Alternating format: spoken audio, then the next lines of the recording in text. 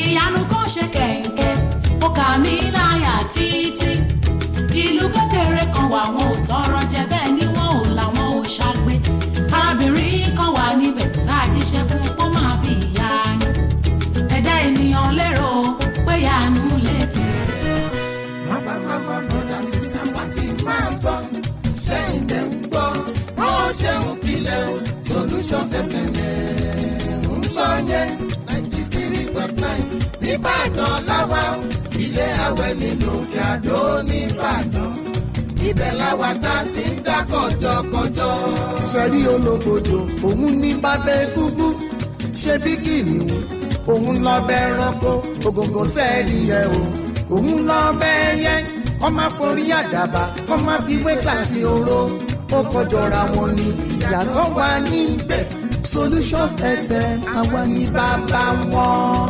Bàbá mama brother sister wá ti máa gbọ́ ṣẹ̀yẹ̀ ń gbọ́ ó ṣeun kílẹ̀ o Solutions FM ń gbọ́ yẹn 93.9 nìbàdàn láwa ilé àwẹ̀ nínú Òkè Àdó nìbàdàn ibẹ̀ làwa tá ti ń dá kọjọkọjọ. ṣẹ̀jẹ̀ ń gbọ́ bó ṣe ń dún. mo ṣe wẹ́lẹ́wẹ́lẹ́. ẹ ti yá o tún ti fẹ́ gbọ̀nà àrà yọ. ìṣọ̀lá àbáṣàbàṣìlà balógun ròyìn àrẹ ìdárayá. ó yẹ ìjà gbéra ká lọ sórí ọ̀dàn. kí làwọn tuntun tó ń ṣẹlẹ̀ lórí pápá lójoojúmọ́. ẹ darapọ̀ mọ́ ìṣọ̀lá àbáṣàbàṣìlà balógun akàròyìn àrẹ ìdárayá. ìròyìn àrẹ ìdárayá látẹsẹ̀ kòkó tó fi máwọn eré bọ́ọ̀lù tó gbajúgbajà lágbàáyé. àwọn eré bọ́ọ̀lù ẹlẹ́yin lórí igi àtàwọn aláfigigbá tó fi máwọn alágbèjù sínú àwọn aláfẹsẹ̀gbá lórí pápá. gbogbo ẹ̀ lórí ọ̀dàn ìdán orí ọ̀dàn pẹ̀lú ìṣọ̀lá àbáṣejò àríyànjiyàn ìfọ̀rọ̀wérọ̀ ọgbọ́n fún ọgbọ́n àti ìròyìn ojúlówó tó yàtọ̀ sí sàkámàjẹ nìkan pọ́nbélé lẹ́mọ̀ gbọ́ lẹ́nu ìṣọ̀lá àbáṣ tẹ́ ẹ bá ti gbọ́ pé gbà síbẹ̀ ó wọnú àwọn tèmi tí yín sòsè.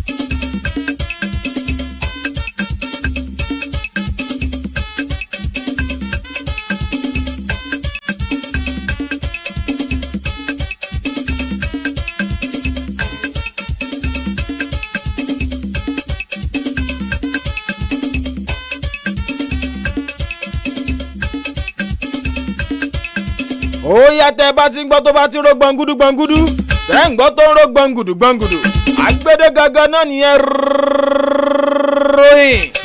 ìròyìn eré ìdárayá láti kàní rédíò Solutions 939 FM sọ́kalẹ̀ sójúlé ọgọ́rùn-ún lé àwẹ̀ ní lóòpónà Awólọ́wọ̀ lókè Àdó l'Íbàdàn ti wá ń bì í ó yá bá yín òkè jẹ́ ń gbọ́ kí ni wọ́n wí àní ó bá yín òkè jẹ́ ń gbọ́ kí ni wọ́n sọ wọ́n lápá bí gangan làwọn ó ti mọ bí ti ń lọ níròyìn eré ìdárayá ó jẹ́ bọ́ọ̀lù aláfẹsẹ̀gbá ni ẹ̀ṣẹ́ kíkàn ẹ̀kẹ́ mímù kódà bó ṣe bọ́ọ̀lù aláfigigbá ẹlẹ́yin lórí kankéré àbí lórí tábìlì gbogbo ẹ̀ ìkànnì Solutions 939 FM ìkànnì ọ̀nà àbáyọ tí ọ̀nà àbáyọ tèmi ọ̀nà àbáyọ gbọ́ báyìí ni òní dìbàjẹ́ ó yá lóòrọ̀ òní tó jẹ́ ọgbọ̀njọ́ oṣù karùn-ún ọdún 2025 àkàlẹ́ ní èjì ẹ̀ta ẹ̀rin ẹ gbàgbé nínú oṣù kìíní amú January 1 à ń ṣe 1-1 ní tí January tó fi di 31 ọlọ́run ṣọ́ wa àmú February ó rí bẹ́ẹ̀ láti February 1 tó fi di February 28 ọlọ́run ló ní ó rí bẹ́ẹ̀ àtúmú March ó rí bẹ́ẹ̀ April ọlọ́run gbàdúrà àwa náà látúnjọ gbórí wọnú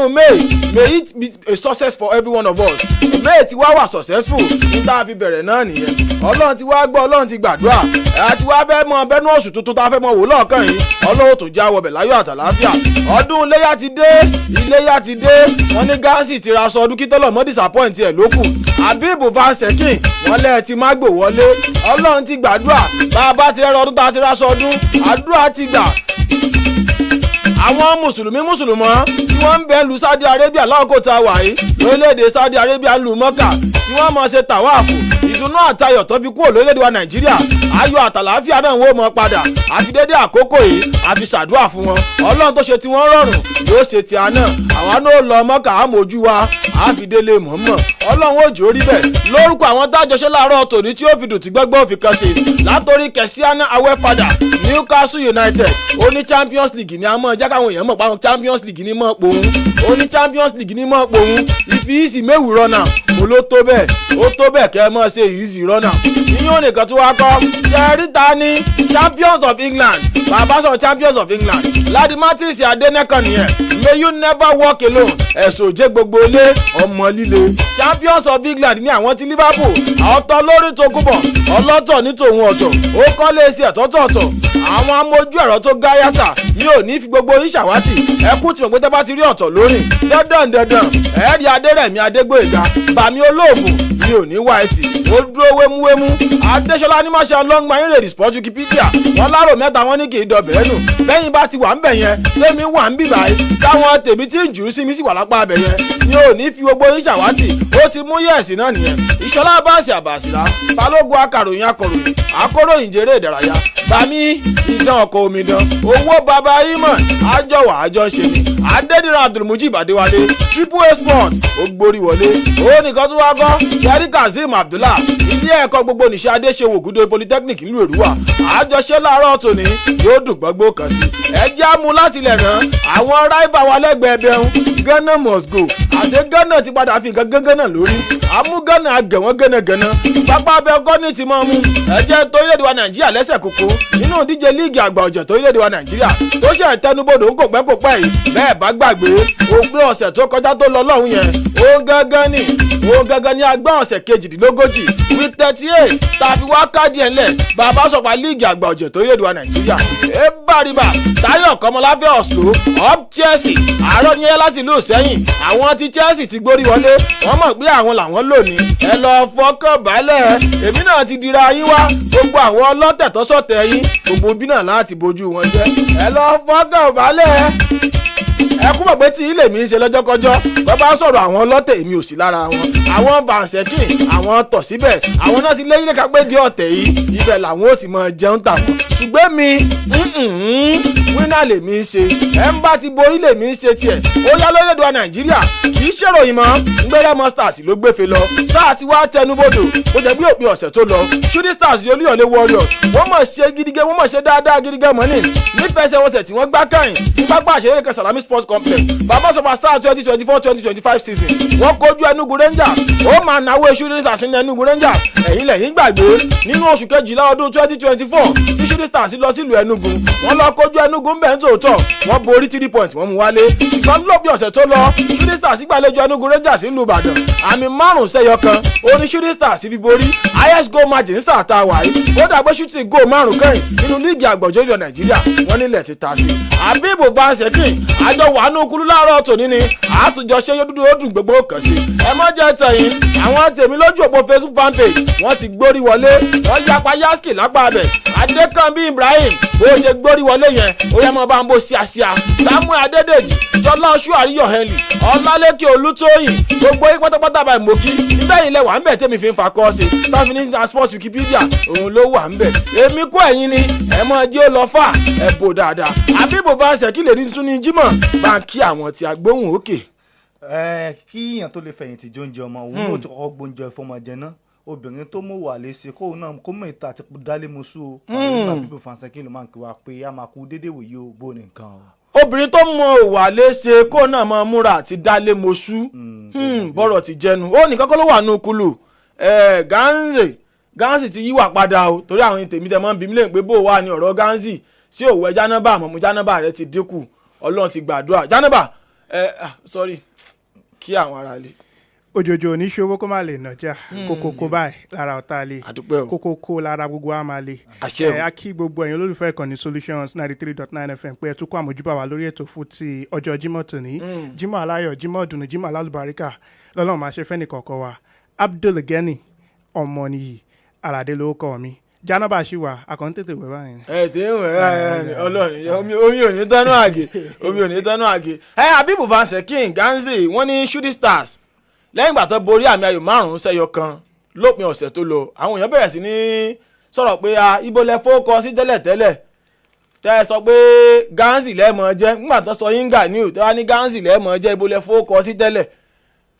Shooting Stars wọ́n mi àmì ayò 5 ṣé ẹ̀tàn ni àbí wọ́n ti gbáradì ilẹ̀ fún sáà tí bọ̀ kí ni a mọ̀ retí ojú òde fi wò fẹsẹ̀ wọn ṣe yẹn. well lẹ́yìn tí ikọ̀ Shooting Stars mi góòlù 5 yẹn òun ló fi lélẹ̀ ní lọ́sẹ̀ tó lọ pé ikọ̀ Shooting Stars wọ́n kú tíìmù kẹta tó jẹ́ pé ní NPFL season àwọn náà dá mi góòlù 5 orí ẹni tó kọ́ mi góòlù 6 ní season yìí kọ́ ikọ̀ òdu ni tí wọ́n kojú kọ Katsina ẹni tó mi góòlù 5 sí kejì ó ní kọ Katsina United ìgbà táwọn kojú kọ Abia Warriors ikọ̀ Shooting Stars ní NPFL tíìmù kẹta tóun náà mi góòlù 5 against Enugu Rangers lápá abẹ́yẹn fẹ̀kàntẹ́lẹ̀ kí season tó láǹfààní àti mọ́ bẹ̀rẹ̀ olùkọ́ni. tẹ́lẹ̀ ẹ̀kọ́ lu sẹ̀kẹ̀rẹ̀ fún shooting off shooting. àgò yìí sì kí ẹ̀jọ́ jẹ́ tíìmù ẹlẹ́ẹ̀kẹta. ṣé a sọ̀rọ̀. nísìnyí ọjọ́ àyíká fi àṣàkí ìsọ̀ tiẹ̀ tán yín gbóríyìn fún shooting lọ́wọ́ off shooting. Off stars ṣùgbọ́n ẹni tí yóò bá tó nǹkan kan wọ́n pè ní nǹkan tí yóò jẹ́ ẹ̀ṣẹ̀ ikọ̀ Shooting Stars tẹ́ bá wo orí tábìlì yẹn ipò kẹjọ tẹ́ bá sì wo ní last season ẹ mọ̀ wípé ọmọ tó parí sí ipò kẹrin ní season tó lọ tó bá parí sí ipò kẹjọ wọ́n mọ̀ fọwọ́ bàlá pé bó ní sára lè lápá abẹ yẹn àti pé olùkọ́ni ikọ̀ Shooting Stars olùkọ́ni bàbá Gbénga Tactical Ògúnbọ̀tẹ̀. ó tún ti fi tactical sókọ bàbá náà báyìí. tactical kòkò tiwọn náà Ògúnbọ̀tẹ̀ ẹ mọ̀ pé kí season tó láǹfààní àti mọ̀bẹ̀rẹ̀ náà ti sọ pé àwọn player tí ikọ̀ Shooting Stars ń parade ní season pé wọ́n dájú ti last season lọ. bẹ́ẹ̀ni tí yẹn bá sì wà lọ school dáadáa tí yẹn mọ̀ palpitation tí yẹn fi gbogbo nǹkan kúnra wọn ẹni tó parí sí ipò kẹrin ní last season àti ẹni tó parí sí ipò kẹjọ ní ìyẹn ó mọ difference tó wà bẹ́ẹ̀ ní lápá abẹ yẹn pé ikọ̀ Shooting Stars borí 5-1 against Enugu Rangers tó jẹ́ pé ẹ̀ẹ̀mejì ọ̀tọ̀ọ̀tọ̀ ní Enugu Rangers pàdánù ní ilé ní season ìbẹ̀lẹ̀ ti mọ̀ pé olùkọ́ni Fidelis Lechukwu ní ikọ̀ Enugu Rangers àtàwọn agbábọ́ọ̀lù tí ń parade season nǹkan ò lọ déédéé lápá abẹ yẹn torí tẹ́ ẹ bá wo ipò àkọ́kọ́ sí ipò karùn-ún sẹ́ẹ̀rẹ́ Enugu Rangers ń bẹ̀ ni so ipò Enugu Rangers àwọn náà ṣe mọ́ taste àwọn defeat torí bákan ìyẹn ní season lápá abẹ yẹn pé ikọ̀ Shooting Stars wá borí 5-1 ìyẹn ní last home game of the season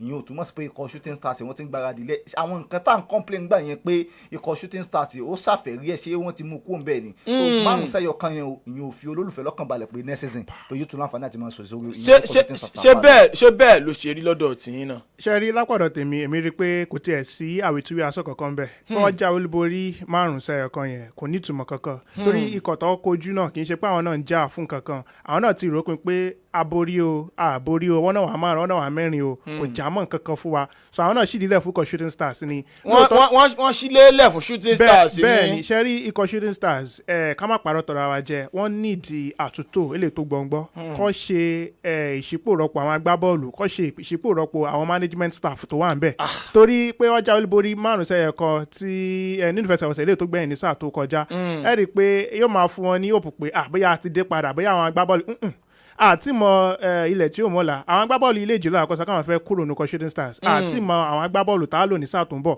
sọ́pọ̀dọ̀ tèmi káwọn tó ń ṣe kò kárí bọ́ọ̀lù aláfẹsẹ̀gbá nípínlẹ̀ Ọ̀yọ́ kọ́ tètè wá ojútùú sí gbogbo nǹkan tó ń bá Shooting Stars fíra ẹ rí i pé tẹ bá jẹ́ bí òbí tí ọmọ yín wá mú report card wálé tó ṣe ipò 4 bóyá ní first term inú yóò tiẹ̀ rí dẹ́ pé nínú 20 ó ṣe number 4 ó ti gbìyànjú pé àtún bí ó ṣe gbé pẹ́ẹ́lí sí ní táàmù tí ń bọ̀ kó wá mú report card kó wá ṣe ipò 8. ọmọ tí ò kú òféèlì ní fọ́tí pé ọmọ tí ò kú òféèlì tọ́ èmi ti wí tèmi o. wọ́n lọ́mọ tí ò kú òféèlì Shooting Stars ti ṣe ipò 4 ní sáà tó lọ ìgbà ní sáà tá a wà yìí ipò ẹlẹ́ẹ̀kẹjọ ni wọ́n ṣe. ó dẹ̀ já kúrò lórí ọ̀rọ̀ shooting torí pé tá a bá ní apẹ́ lórí ẹ̀ àwọn Dọlápọ̀ Habibu ní Olúwa àwọn yẹn wọ́n máa ganu sí wọ́n fẹ́ máa gbẹ́nu sí dáadáa ọ̀rọ̀ shooting ni wọ́n ń ká wọn lára. ó yá pápápá ẹja bọ́ sílùú London níbi tí Nàìjíríà tó ti lọ kojú alátakò wọn ìyẹn ọmọ orílẹ̀-èdè Ghana ní Nàìjíríà kojú lọ́jọ́ àlárùbá Wednesday ó ní Nàìjíríà mú Ghana bàrìbà àmì méjì ní Nàìjíríà kọ́kọ́ gbá sáwọn àfijù àóde ní àfijù àódèjì kó mọ́ àdàbí ẹni pé wọ́n wá sí London wọ́n wá wòran nínú ìdíje Unity Cup tọdún 2025 ẹ mọ́ jẹ́ ń tàn yín Nàìjíríà padà fi àgbà wọ́n fi yan Ghana àmì méjì sẹ́yọ kan ó Nàìjíríà fi borí apá bí gangan àwọn tèmi náà sì wà ń bẹ̀ ẹ mọ́ jẹ́ ń tàn yín lẹ́yìn ìgbà tí ìfẹsẹ̀wọnsẹ̀ yẹn parí bó jẹ́ pé mo mọ̀ pé Habib Faseke lọ́jọ́ àlárùbá yẹn kò lè ráyè Nàìjíríà ṣùgbọ́n Nàìjíríà làwọn à ń ṣe lọ́jọ́kọ́jọ́ Nàìjíríà la dúró tì àwọn ìfẹsẹ̀wọnsẹ̀ Nàìjíríà kojú orílẹ̀-èdè Ghana a sì jẹ́wọ́ mọ̀ pé bàbá ni bàbá ń jẹ́ champions of Africa Nàìjíríà náà sì ní wá number 1 in Africa Nàìjíríà náà sì ní Ghana fẹ́ tẹ owó wọn yẹn wọ́n kéde sí nọ́mbà wa kì í ṣeré méjì sẹ́wọ̀n kan Nàìjíríà borí àwọn olólùfẹ́ àti àwọn ọmọ orílẹ̀-èdè wa Nàìjíríà inú wọn ti wá ń dùn wọ́n ń jọyà gíní yòdò wọ́n ní bọ́ọ̀lù táwọn wò lọ́jọ́ àlárùbá yẹn Nàìjíríà gbá bọ́ọ̀lù dáadáa àwọn ọmọ òtún wá pé o àwọn ìyá nàṣọ́nà la tó lò tá a tún gbá bọ́ọ̀lù dáa tí ọmọ bá tún pé tán Nàìjíríà ó ṣe dáadáa ṣé kèé ṣe fluke àkóbọ̀ àbó ó jẹ́ wa lọ́wọ́ ni. Jẹ́ gánsì òmu náà. ṣe rí lápọ̀dọ̀ tèmi èmi rí pé ikọ̀ Super Eagles tó gbá bọ́ọ̀lù níjọ́ yẹn wọ́n gbìyànjú ajé ṣùgbọ́n ó kú òkú nìbọ̀rọ̀ ẹ rí i pé. ẹ̀yin ò wà impressed pẹ̀lú tẹ́ ẹ rí níjọ́ yẹn. mi wà impressed lọ títí lóòótọ́ ajáwé olúborí o ṣùgbọ́n ṣá gbá bọ́ọ̀lù tó Ghana pàápàá jù lábala kejì. abala àkọ́kọ́ Nàìjíríà ti gbọ́ ẹni tí wọ́n á gò ní ọmọ ṣe ààyè. ẹ mọ̀ lóòótọ́ lòdòdó agbábọ́ọ̀lù pé o agbábọ́ọ̀lù Ghana náà pé àwọn tó make debut wọn fún orílẹ̀-èdè Ghana jẹ́ àwọn náà lọ bí 3 àbí 4 ṣùgbọ́n nǹkan tèmi kọ́ fẹ́ tọ́ka sínú ìfẹsẹ̀wọnsẹ̀ ẹni pé ká tiẹ̀ kọ́kọ́ kí olùkọ́ni Eric Chel pé ó fún àwọn agbábọ́ọ̀lù tó ń gba lẹ́sẹ̀ kùkù tó ń gba ní NPFL ó fún wọn láàyè pé káwọn náà kọ́ wá pẹ̀tù ọwọ́wọ́ àwọn Síkírù Alimi yẹn ẹ̀rí kọ́ bẹ̀rẹ̀ fẹsẹ̀wọnsẹ̀ ni Sodiq Ismaila tó ń gba Fúrẹ́mọ Stars òun náà bẹ̀rẹ̀ gbà tó yáwọ́ gbé agbọ́wọ́yìn kan nu ẹgbẹ́ agbábọ́ọ̀lù Rangers náà òun náà padà wọlé so lápọ̀dọ̀ tèmi èmi rí i pé ká tiẹ̀ ọkọ́ kí olùkọ́ni pé ó tiẹ̀ nígbàgbọ́ náà àwọn agbábọ́ọ̀lù yìí torí ta lólùkọ́ni míì ni yóò wò pé competition yìí o ó kéré lóòótọ́ ṣùgbọ́n kò ní trust àwọn NPFL players yẹn so lápọ̀dọ̀ tèmi positive ta lè mú kúrò bẹ́ẹ̀ ni ẹ tó bá yẹ kó lọ fi ìṣẹ́jú bíi 10 kú fẹsẹ̀wọnsẹ̀ yẹn ni ó ṣe ṣe ká gbọ́ mi Ghana wọ́n gbá bọ́ọ̀lù ju Nàìjíríà lọ ní abala kejì. abala kejì náà ti gbá bọ́ọ̀lù ju Nàìjíríà lọ kí lójú wo lẹ́yìn fi wò ṣé Nàìjíríà ò gbà àwọn olólùfẹ́ Nàìjíríà inú wọn ń dùn o àwọn tó wo bọ́ọ̀lù dín o ṣé wọ́n fi lígbè way forward ti wà fún Nàìjíríà. wẹ́ ọ́nà olùkọ́ni Eric Chel ó dàbí pé ọjọ́ iwájú orílẹ̀-èdè Nàìjíríà àti pàápàá nínú kọ́ NPFL lẹ́yìn ó dàbí pé ó fẹ́ ṣe dáadáa torí pé fún wọn láti fìwé pé àwọn bíi 6 bíi 7 yẹn láti dẹ̀ tìjọ́ fún wọn láǹfààní láti ṣe kíni ẹ̀yin náà gbá bọ́ọ̀lù ó dàbí tẹ̀ ṣe pé yín fẹ́ ayin ó yè Buchi tí wọ́n gbé wá láti nìkan ní Rangers yẹn bíi 82 minutes ló tó wọlé tíyàn bá make debut fún national team náà ẹ mọ̀ pé nǹkan tí ó mọ̀. ṣé ẹ mọ iye àwọn agbábọ́ọ̀lù tí ń bẹ lóde Nàìjíríà kú ọ tó wá wọ jẹ́sí Super Eagles. kan tó fìwé pé yẹn ṣùgbọ́n olùkọ́ni Eric Chel lóòótọ́ tó jẹ́ pé style of playing Nigeria tí ó bá wá impress tó n tán pè ní ìdíje ọlọ́rẹ̀ẹ́sọ̀rẹ̀ ìyẹn friendly òun la lè pe ìfẹsẹ̀wọnsẹ̀ yẹn torí pé ibẹ̀ ló lọ́kọ́ friendly kọ́ Unity Cup ni o friendly là á pe ibi tó bá ti mú yẹn. Nàìjíríà ti wọ àṣekágbá báyìí o. gẹ́gẹ́ bí ìròyìn ṣe jẹ́ kó di mímọ̀ wọ́n ní àjọ FIFA gan ó ti bu ọwọ́ lu ìdíje yẹn so wọ́n máa wà lára nǹkan tó máa wò láti fi ṣe FIFA ranking. FIFA ranking ẹyin o. ìdíje tó bá ti jẹ́ pé láàrin tíìmù kan sí kan lẹ́gbàá tẹ́ fi wọ final. à ń gbádùn yín. ìdíje tó bá jẹ́ pé láàrin tíìmù 4 òun lẹ́gbàá tẹ́ fi wọ final ṣé ẹ wàá pè ní díje kẹtọ́ ń rẹjọ àjọ FIFA lè rẹkọ wọn lè recognize ẹ. so ṣe ń gbọ́ o ṣe ń gbọ́ o. lápò tèmi lápò fún olùkọ́ni Eric Chel láti kó àwọn agbábọ́ọ̀lù tó kó wá yẹn lọ sórílẹ̀-èdè England láti gbá ìfẹsẹ̀wọnsẹ̀ ní ọkọ̀ Brentford nígbà tí nǹkan fi ń ṣe pàṣípààrọ̀ pé ọjọ́ míì táyé ìbàjọ́ tá a bá ti ilé síbẹ̀ ó yẹ kó lè múṣẹ́ báyìí wá tá a bá fi ilé sọ̀hún ó yẹ kó lè báyìí múṣẹ́ báyìí ṣùgbọ́n fún nǹkan tó olùkọ́ni Eric Chel ṣe fún àwọn tó ń play NPFL yẹn ní chance yẹn kò ń dùn sí fóun náà. torí pé ẹ̀yin ti yín ìpolongo NPFL ẹ̀yin máa ń ṣe ti yín gbogbo gbà. n ta wà gbé dání nìyí. ṣẹ́rí ìkọ́kọ́ tó fẹ́ ká bójú wò ni pé ẹ rí i pé ọmọkùnrin tó gbá right back yẹ Sodiq Ismaila yẹn yóò fún ọ láyìnà ní tough time competition tó bá padà dé torí ẹbọ kẹta bá ní àwọn agbábọ́ọ̀lù méjì tó yẹ kí àwọn méjèèjì lọ gbóúnjẹ fẹ́ gbẹ́ tó dẹ̀ tún gba ọ̀bọ̀ tó lè gbá èèkan náà ẹ rí i pé competition yẹn máa wà very valid aláìnà náà tó yẹ kí òun náà ti rí lẹ́ǹtì tẹ́lẹ̀ òun náà máa tún jáwé sóbì sí pé mo ti lẹ́ni tó yẹ pé òun náà ti ń jà fitafita torí ọmọkùnrin yẹn ó gbá bọ́ọ̀lù defensively kò bad attacking wise náà ó múṣẹ́ wá òun ló mú first assist yẹn wá fún Siridesa tó fi mi àmì ayà kọ̀kọ́ so lápọ̀dọ̀ tèmi mi rí pé tí competition bá wà láyé kọ̀ọ̀kan ní Super Eagles yóò jẹ́ kí ọjọ́ iwájú wa kó tún gbé pẹ́ẹ́lí sí i. lẹ́yìn ìgbà tí nàìjíríà ti fi ẹ̀yìn ghana lélẹ̀ wọ́n ti wá fìdí ẹ̀ múlẹ̀ pé nàìjíríà ti dé àṣekágbá unity cup ẹ mọ́ jẹ́ ń tàn yín orílẹ̀-èdè jamaica láàmú kojú èyàn láṣekágbá unity cup bó ṣe máa jẹ́ lápá abẹ̀yẹn nìyẹn ẹ jẹ́ ń wá lójúde náà kí n lọ polówó ọjà ọgbà tí n bá wá padà dé báyìí ń lọ pa àyíǹde pa àwọn agbó ọ̀tẹ̀ wọ́n ti kólú ọ̀tẹ̀ dé kódà ṣẹ́gun adélékè àwọn náà tún ti gbórí wọlé ẹ jẹ́ ń lọ gbà bá dé gbogbo first 11 ń kó wọn borí pápá ẹ̀lẹ́mbẹ̀ wọn ẹ kú kàlẹ̀.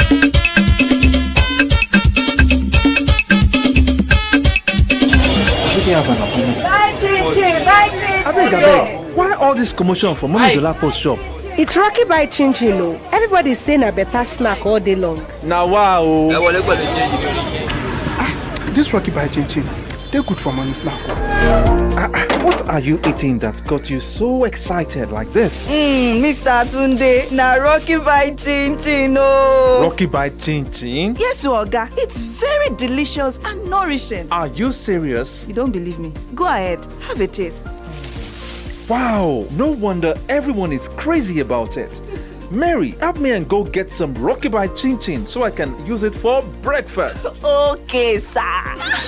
Rocky by Chin Chin. Very delicious. Yummy. Rocky. Rocky by Chin Chin. Unleash the unstoppable snack adventure. Produced by Sumal Foods. Dúródọ́lá àwọn àgànú ilé rẹ̀ ìmọ̀ dáa pọ̀ o àfi bíi tàwọn ọlọ́lá ń bò láti rà wọ́n. méjì òbí òsì níbò Johnson in Nigeria Enterprises ló ti ráwọn fọ́níṣọ̀ tó wuyì tó sì lálòpẹ́.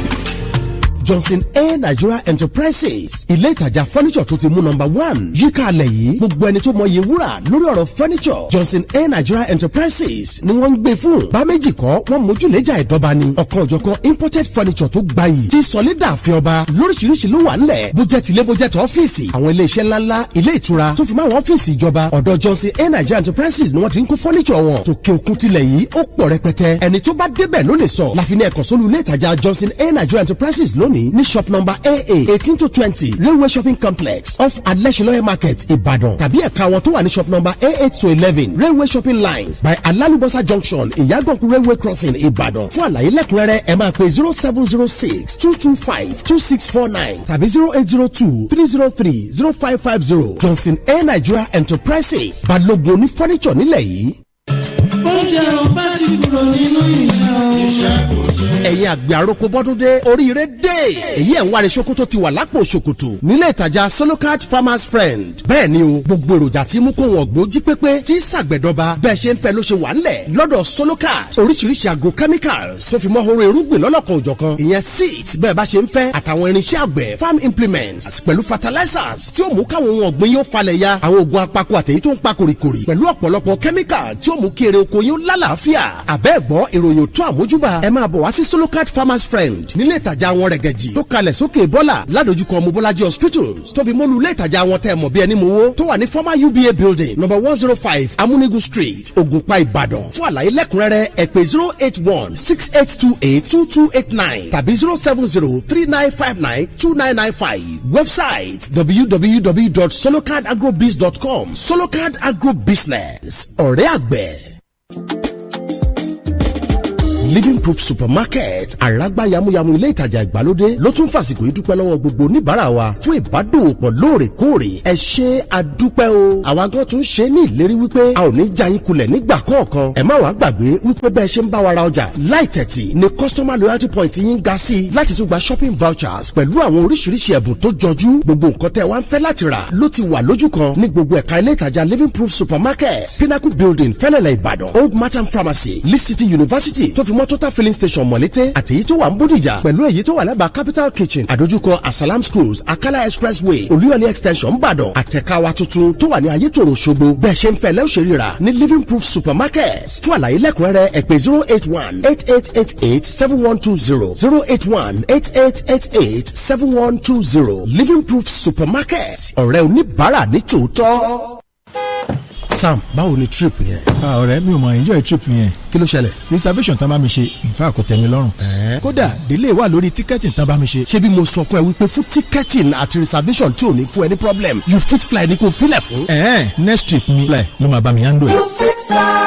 ìrìn àjò lọ síbikíbi lágbàáyé wẹ̀lẹ̀mú ló jẹ́ nípasẹ̀ iléeṣẹ́ you fit fly la fi sọ pé tẹ́ ẹ bá ṣe tán láti tẹkọ̀ létí lọ sẹ́yìíkéyìí orílẹ̀-èdè ní Europe, America, South America, Asia, Australia àbí èyíkéyìí ibi tó bá wù yín lórílẹ̀-èdè Africa. you fit fly ní ẹ bá dòwò pọ̀ àmójúlẹ̀jà flight reservation, hotel reservation, educational consulting, visa processing. That is why you're enjoined to talk to us at you fit fly for seamless flight reservation. Visit us today at Success House, 7-Up Road, Oluyole Estate, Ring Road, Ibadan, or call 0901-111-1190. Website youfitfly.com. At You Fit Fly, your travel logistics will be sorted out seamlessly.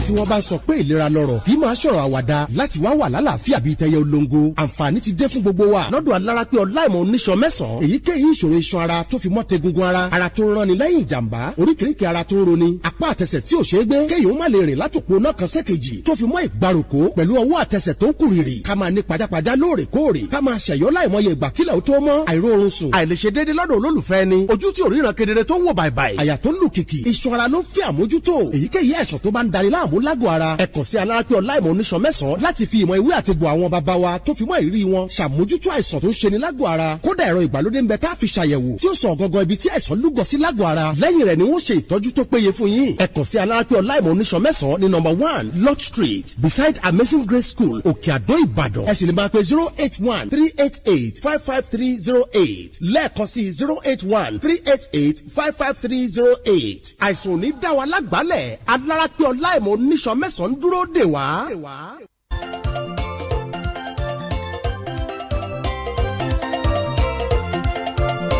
Now, this is time to dance. Shake your body, make I shake my body. Shake your body, make I shake my body. Shake your body, make I shake my body. Shake your body, make I shake my body. Where do you belong? Chelsea. Where? Chelsea. Where do you belong? Chelsea.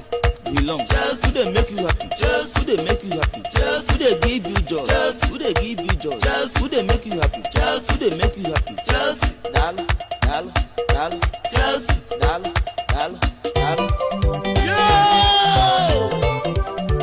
Yes, Moko Kanu. Maruka kukure yao, no need Maruka kukure yao, no need Cristiano Adweke.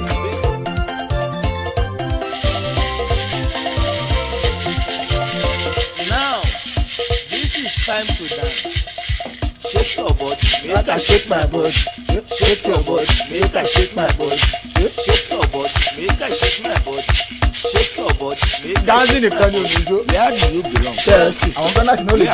Where do you belong? àwọn Chelsea belong. Chelsea they make you happy. Chelsea they make you happy. Chelsea they give you joy. Chelsea they give you joy. Chelsea they make you happy. Chelsea they make you happy. Chelsea. Dala, dala, dala. Chelsea, dala, dala, dala. Chelsea. Yes, Moko Kanu. Maruka kukure yao, no need Cristiano Adweke. Pedro Neto, Eva Koluwiro, Moises Caicedo, Enzo Fernandez, Kole Di Paluma, Jordan Maliki Sancho. I love the blue, London is blue. I love the Corella, Levi Kouril, Copama, Rumelavia, Fernandez, Sanchez, Jadon Sancho, Kisido, Kunku. ó dé ọkọ̀ yá ó dé ó sọ yìí ẹ má pọ̀ sí orin yẹn ẹ má pọ̀ sí ẹyin sókè.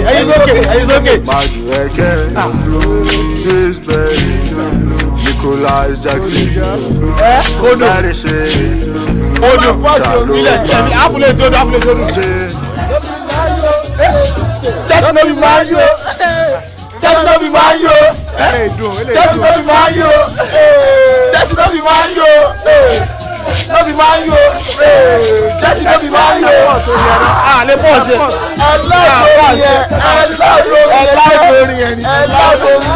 Chelsea no be Man U.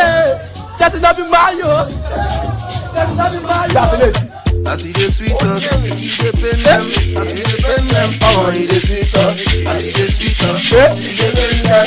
I see the pain them, oh he dey sweet us. I see the sweet us, he dey pain them. I see the pain them. Wọ́n ṣe gbọ́dọ̀ lókè kárí bọ́ọ̀lẹ̀. aratọ̀ yìí bùtọ̀ sílé òtúká ọ̀tẹ̀ ògbé.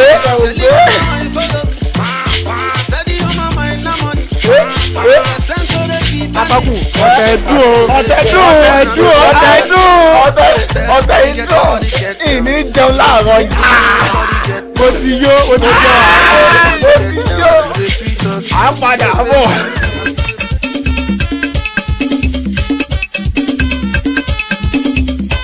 Táyọ̀ Kọ́mọláfẹ́ Oslo up Chelsea ń gbòòrò ayé káyọ̀ àrí ibi àwọn Chelsea wọ́n ń jọ́ yàgì ní yòdò àwọn inú wọn ń dùn láwọn kò tá a wà yìí mi ò ní fi gbogbo yín ṣàwátì gbọ́lá àwọn mọ́tòṣù Abdullah ọmọ mi Chikú ẹkùn ó gbórí wọlé sílùú Ìbàdàn ó nítorí Chelsea ara tìkàràtìkàrà ló ń fi dúró mi ò ní wá ẹtì tọ́sí ọ̀jẹ́ tó kun MC The Goal àwọn Chelsea nìyẹn Alimi Hafiz Fọlọ́nṣọ́ owó marketing landmark ò ní bàjẹ́ ó sọjọ́ òbí láyé àná inú ẹ̀ ń dùn ó ní Chelsea ò bọ́jọ́ òbí jẹ́ fóun àwọn Chelsea Afọlábí Samuel Olúwanífẹ̀mí Samuel King Bruno ní ò ní gbọ́kú ẹ̀ Bruno Tech ò ní bàjẹ́ up Chelsea là ń jẹ lẹ́nu lọ́rọ̀ àkókò tá a wà yìí Fami Adégòkè Adégbóyèga Toyota Chelsea ń bàbá náà up Chelsea àwọn Chelsea là ń jẹ lẹ́nu bàbá wa jọyàgì ní yòdò fún Chelsea ibi ànígbọ́ tolóló torí tolóló àgbúdọ̀ ṣe Chelsea dúró déédéé ni ẹ má jẹ́ tàn yín gbogbo ofe tó bá jẹ́ ti UEFA inú kan Chelsea nìkan lẹ́sìn lè rí ẹ lọ béèrè wò ẹ bẹ́ wo UEFA Champions League trophy ẹ mọ́ lọ sílùú London pàápàá jùlọ Stamford Bridge lẹ́ẹ̀tìrì ẹ fẹ́ rí ìdíje UEFA Europa League inú kan Chelsea lẹ́ẹ̀tìrì ẹ lọ béèrè wò ẹ fẹ́ rí ìdíje UEFA Europa Conference League.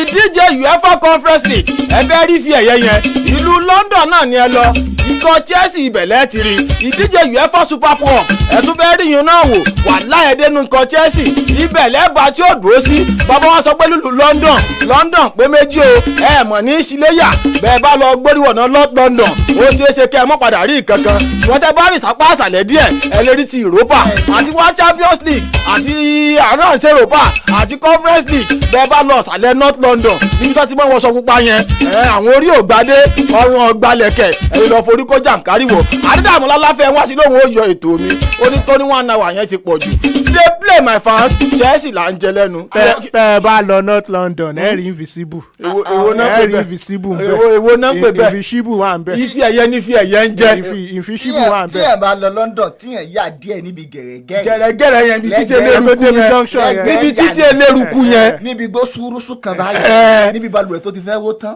lẹ́gbẹ̀ẹ́ ọ̀dọ̀ ya títí níbi ọ̀dọ̀ yàrá gbo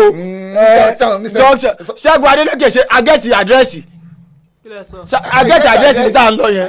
mi ò sí pẹ̀lú yín ibi la fẹ́ lọ ṣènáwó. ìnáwó èwo ìnáwó kan náà tá a mú. wọ́n ṣènáwó London bí tá à ń sọ yìí wọ́n ṣènáwó ń bẹ́ o. mọ̀ jata o. Crystal Palace ní London wọ́n ṣènáwó o. Tottenham ní London wọ́n ṣènáwó o. Chelsea ní London wọ́n ṣènáwó o. Chelsea náà ṣènáwó sẹ́ ṣùgbọ́n ibi títí eléruku tá à ń sọ yẹn níbi tí wọ́n ṣènáwó bẹ́ẹ̀ ìsàlẹ̀ yẹn àwọn èsè náwó wọ́n èsè náwó ti wọn. wọ́n dẹ̀ tako philosophy wọn ni. ẹ̀yin èmi ò sí ń bẹ̀ o gbogbo tẹ́ ẹ dálẹ̀ èmi ò sí ń bẹ̀ kégbé ń bọ̀ tàtán tí àmì yóò mọ̀ kanra mọ́ mi o. atọ́kọ̀ èmi náà sì ń bẹ̀ àti bẹ̀rẹ̀ tó. ọ̀yìnbó adé ọ̀ṣun olówó à ń di owó ó ní àwọn yòókù rà láti ìrà láti. àwọn olùfẹ́ Chelsea ó take over. èmi ò ṣe ti ó tún ti lọ kọ́ tó tó kò ó ti ń tẹ́tì mi o. easy of program just go. báwo ta ni mo ṣe kí ni mo ṣe. góòmù tí a jẹ́. ó dẹ̀ já mú lẹ́yọ̀ kọ̀ọ̀kú èjèèjì kó tó pàmò sọ̀rọ̀ pé ó gba bọ́ọ̀lù àti gba bọ́ọ̀lù. ìṣòro káwọn náà kára lé èèyàn làwọn náà ẹjẹ kára ẹjẹ kí wọn. ẹ̀yin tó wá tẹ̀ ń gbé tọ̀ arákùnrin tí ó. ọ̀rọ̀kùnrin tẹ́ ẹ rí tó fẹ́ sọ̀rọ̀ yìí nísinsìnyí olólùfẹ́ gọ́dásì ni níbi títì gẹ̀rẹ́gẹ̀rẹ́ lẹ́gbẹ̀ẹ́ yànà lẹ́gbẹ̀ẹ́ ìyànà ìyá ṣàlàyé tí ń tàgbó nílùú London. níbi gbó sóròsò kan báyìí. lẹ́gbẹ̀ẹ́ ilé àpàtì kan báyìí. ibi balùwẹ̀ tó ti fẹ́ wó tán.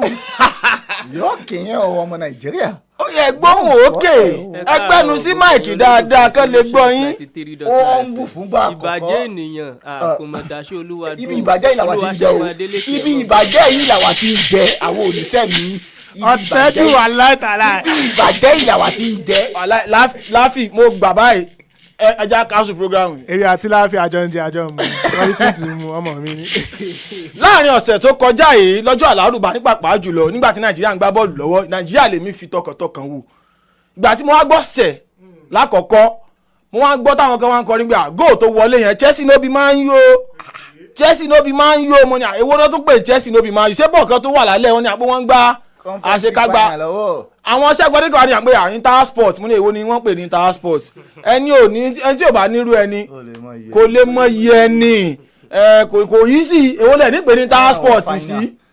kí ẹ̀ wọ fáínà. wọ́n wá ní kọ́tì ẹ̀ pé National Sport Festival. ààrẹ náà ni ẹ bá pè láì tí o kò. wọ́n wá ní Blue House ti gba ẹyọkan sára o Intersport wọ́n ti gba ẹyọkan sára ọmọ náà kébì náà sáà tiẹ̀ fún ojúlóúnjẹ ìgbà tí ń dé bẹ́ẹ̀ sí àfijùà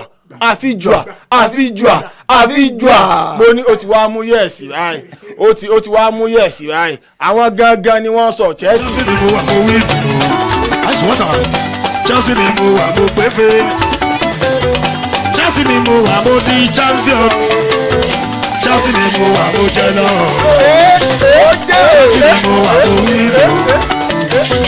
Chelsea ni mo wà mo pépé Chelsea ni mo wà mo di champion Chelsea ni mo wà mo jẹ lọ.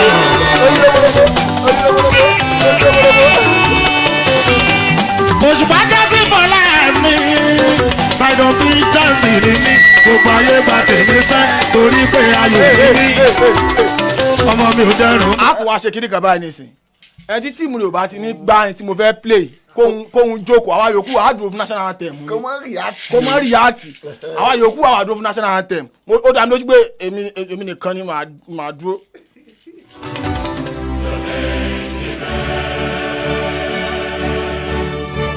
ṣé tíìmù ẹ̀ play Champions League ni. ẹni sùn àárọ̀ ń gbá league. ṣé tíìmù ẹ̀ play Champions League ni. àárọ̀ ń gbá league sẹ́. ẹ pa máìkì bọ̀bọ̀ yẹn. ẹ pa máìkì bọ̀bọ̀ yẹn. àwọn play oní Champions League ló dúró ṣé tíìmù ẹ̀ wà Champions League ni. ẹ pa máìkì bọ̀bọ̀ yẹn. wọ́n play oní Champions League ló dúró ṣé tíìmù ẹ̀ wà Champions League ni. Inter Milan mo support.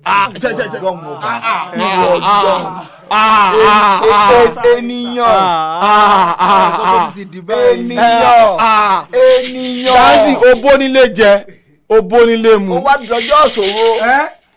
máa yù gbá bọ́ọ̀lù tọ́jọ́ Sunday. ọjọ́ iwájú onílé ò Brighton ìfúnṣẹ́ onílé ò Brighton. máa yù gbá bọ́ọ̀lù tọ́jọ́ Sunday wọ́n wá tẹkọ̀ létí wọn dúró tòsí. wọ́n wá tún lọ Malaysia wọ́n láwọn tíìmù kan Asia 11. ẹ̀yin kù lè bẹ̀rẹ̀ ti sara wọn jọ 19 ọ̀dì. Asia 11 wọ́n na máa yù ní home wọ́n nà ní away wọ́n tún wà nà ní far away from home. ẹ̀yin náà ti fi ọjọ́ iwájú ò dábàá. nínú àwọn agbábọ́ọ̀lù mọ̀kànlá tí àwọn Asia All Stars yẹn lò ìkan wà nù wọn ìgbà ní ń tà ìkan wà nù wọn ọ̀sán ló ń tà. mo rí dáàdi ìmọ̀ pé dáàdi bàbá náà ti gbá bọ́ọ̀lù Asia 11. bàtà làwọn ń ṣe kọ́bùlà ni wọ́n. kọ́sì ìjàkíjà kọ́sì ìjàkíjà wà láwọn tó nà máa ń yìí. alẹ́ tó kíìpù fún wọn àjọ máa ń jókòó sábẹ́ kìnìún ń bẹ̀ ọ́ ni. ó náà ti gbá sí Nàìjíríà rí. ẹ wà wọn tó nà máa ń yìí. ó yẹ ẹja sọ̀rọ̀ èdè ṣe rí ètò tá a ṣe lé ní ọ̀tẹ̀ lórí ọ̀dọ̀ ló yẹ ká mọ̀ pé. ẹja fọ tẹ́lẹ̀ ẹja padà sórí ọ̀dọ̀ ẹja padà sórí ọ̀dọ̀ ẹja sọ̀rọ̀ pa àṣekápá tó wáyé lọ́jọ́ àlárúbá Wednesday Chelsea borí ikọ̀ Real Betis pẹ̀lú àmì mẹ́rin sí ẹyọ kan abala àkọ́kọ́ Real Betis lọ́kọ́ gbé àmì ayò wọlé ṣùgbọ́n lábọ́lẹ̀ lẹ́ẹ̀kejì Chelsea bínú tán wọ́n gbá àmì ayò mẹ́rin wọlé ojú ìlẹ̀ ìfọ̀ àṣekágbá yẹn kí láti ṣe tó wà nù kọ ti Real Betis arígbó olùkọ́ni Pellegrini olùkọ́ni tó gbóúnjẹ fẹ́ pé tó gbà wò bọ̀ ni tó fọ́ di pé lóòótọ́ wọ́n ní olùkọ́ni tó wá orílẹ̀-èdè Italy kò lè má gba fẹ̀yẹ̀ fúnkọ̀ Chelsea ṣùgbọ́n mẹ́rin sẹ́yọ̀ kan láṣekágbá àti rí tòótọ́ o mẹ́rin sẹ́yọ̀ kan láṣekágbá European competition àti rí mẹ́rin sẹ́yọ̀ kan rí dáadáa mọ̀gbẹ́yìn náà máa rántí ó dẹ ẹsọ ń tẹ rí láti gbàgbá. sọ ń fìyìn lẹ́nu láti sọ ni. sọ tẹnu ẹ. ìbàjẹ́ ènìyàn ò dá sí olúwa dúró. ìdí ìbàjẹ́ ìlàwà tí ń jẹsẹ́ ànídìí ìbàjẹ́ ìyàwó oníṣẹ́ ni. ẹ múra sí i. ìwọ ní jẹ́ pé ìbàjẹ́ ènìyàn ò dá sí olúwa dúró. ẹja sáré pẹ̀kẹ́lu àgbàlá àṣekágbá tó wáyé láàrin Chelsea àti Real Betis. aṣáájú ìfigagbága yẹn agbógbó àwọn èèyàn tó bá mọ́ ń gbé pépà àbí tó bá wo tí bọ́ọ̀lù aláfẹsẹ̀gbá ṣe ń lọ. àkòsí ẹni tí ó lè bóde bọ̀m̀bọ̀ àyípé Real Betis àyè òbójú Chelsea jẹ́. àmọ́ sọ bẹ́ẹ̀ mọ̀ pẹ̀lú nǹkan tí ń bẹ ńlẹ̀ ayé gbàgbé àyàtọ̀ sí pé góòtì ń bẹ ń bì kan àbí góòtì ò sí ń bì kan. èwo ń góòtì. ètí kúkúrẹ́ láàṣọ mọ́tì náà ni ètí kúkúrẹ́ láàfúlẹ̀ èrì jẹun náà ni wọ́n ń sọ. Real Betis tẹ̀fẹ́ mọ́ ẹ̀fọ́jú kéré yìí láìla Real Betis ní sáà tá a wà yìí ó fojú Barcelona tó jẹ́ champion of Spain ó fojú wọn hàn yìí mọ́ defending Champions League Real Madrid orílẹ̀-èdè Spain Real Betis fojú wọn hàn yìí mọ́ tẹwa ni ẹ ṣe Real Betis wá Chelsea náà láwọn ọ̀nà tíìmù irọ́ ọba nǹkan o. ẹ gbàgbé. ó wá rọrùn làwọn tíìmù kò dé àṣekágbá European competition. àṣeyọrí wọn semi final ní season. àná Real Madrid ní ìfẹ́ ẹ̀yẹ wọn. ṣé dandan kẹ́ ẹ ló ọ̀rọ̀ papọ̀ mọ́ ọ̀rọ̀ ni ẹja sọ eléyìí yanjú. ní tó bá jọ ńlá fi wéra wọn. eléyìí ò wá jọra wọn ẹja sọ yanjú. ẹ rí i pé higher level làwọn wà Champions League yàtọ̀ sí conference náà. ibi tó ń dùn mo ti kàn án. ó yà sẹ́kì yóò sọ̀rọ̀ lájọ.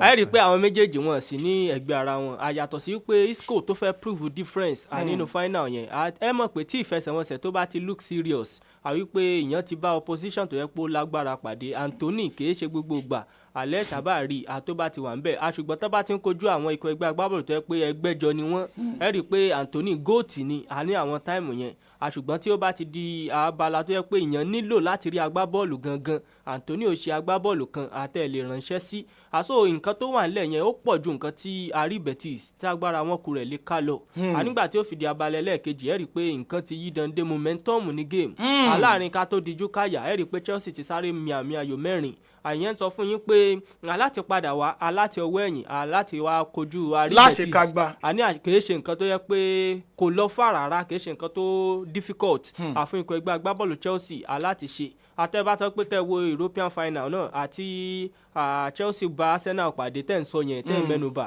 mi mẹ́nubà mo nígbà àti rí mẹ́rin sẹ́yọ kan rí ipe mẹ́rin sẹ́yọ kan yẹn náà nígbà àti rí aṣáàdì láǹfààní àti rí i pé ayíkọ̀ ẹgbẹ́ agbábọ́ọ̀lù Chelsea wọ́n ti ṣe léyìí wọ́n sì ti ṣe náà nìyẹn. atọ́kùn láfikún ẹ rí i pé ká kí olùkọ́ni Enzo Maresca ṣiṣẹ́ gba tí lineup kọ́kọ́ jáde gbogbo àwọn olólùfẹ́ Chelsea wọ́n bu ẹnu àtẹ́lù pé ní àṣekágbá irú lineup bọ́ọ̀lù ń tò síta yìí ṣùgbọ́n nígbà tó ti wáyà tó olùkọ́ni rí i pé òun ti ṣàṣìṣe ó ṣe pàṣípààrọ̀ àwọn agbábọ́ọ̀lù ó ṣe corrections ẹ̀ bẹ́ẹ̀ni Reece James gbólé wọlé. àwọn olólùfẹ́ Manchester United nígbà pé ibi tí àmọ́rí ò ti ní làákà inú gbé bíi 71 minutes tó ṣe substitution tiẹ̀ first half bí bóyá parí báyìí ni Maresca ti rí pé ó yẹ kí n tó rẹ̀ nǹkan kan tó sí. ọfà ara Gusto ló wà.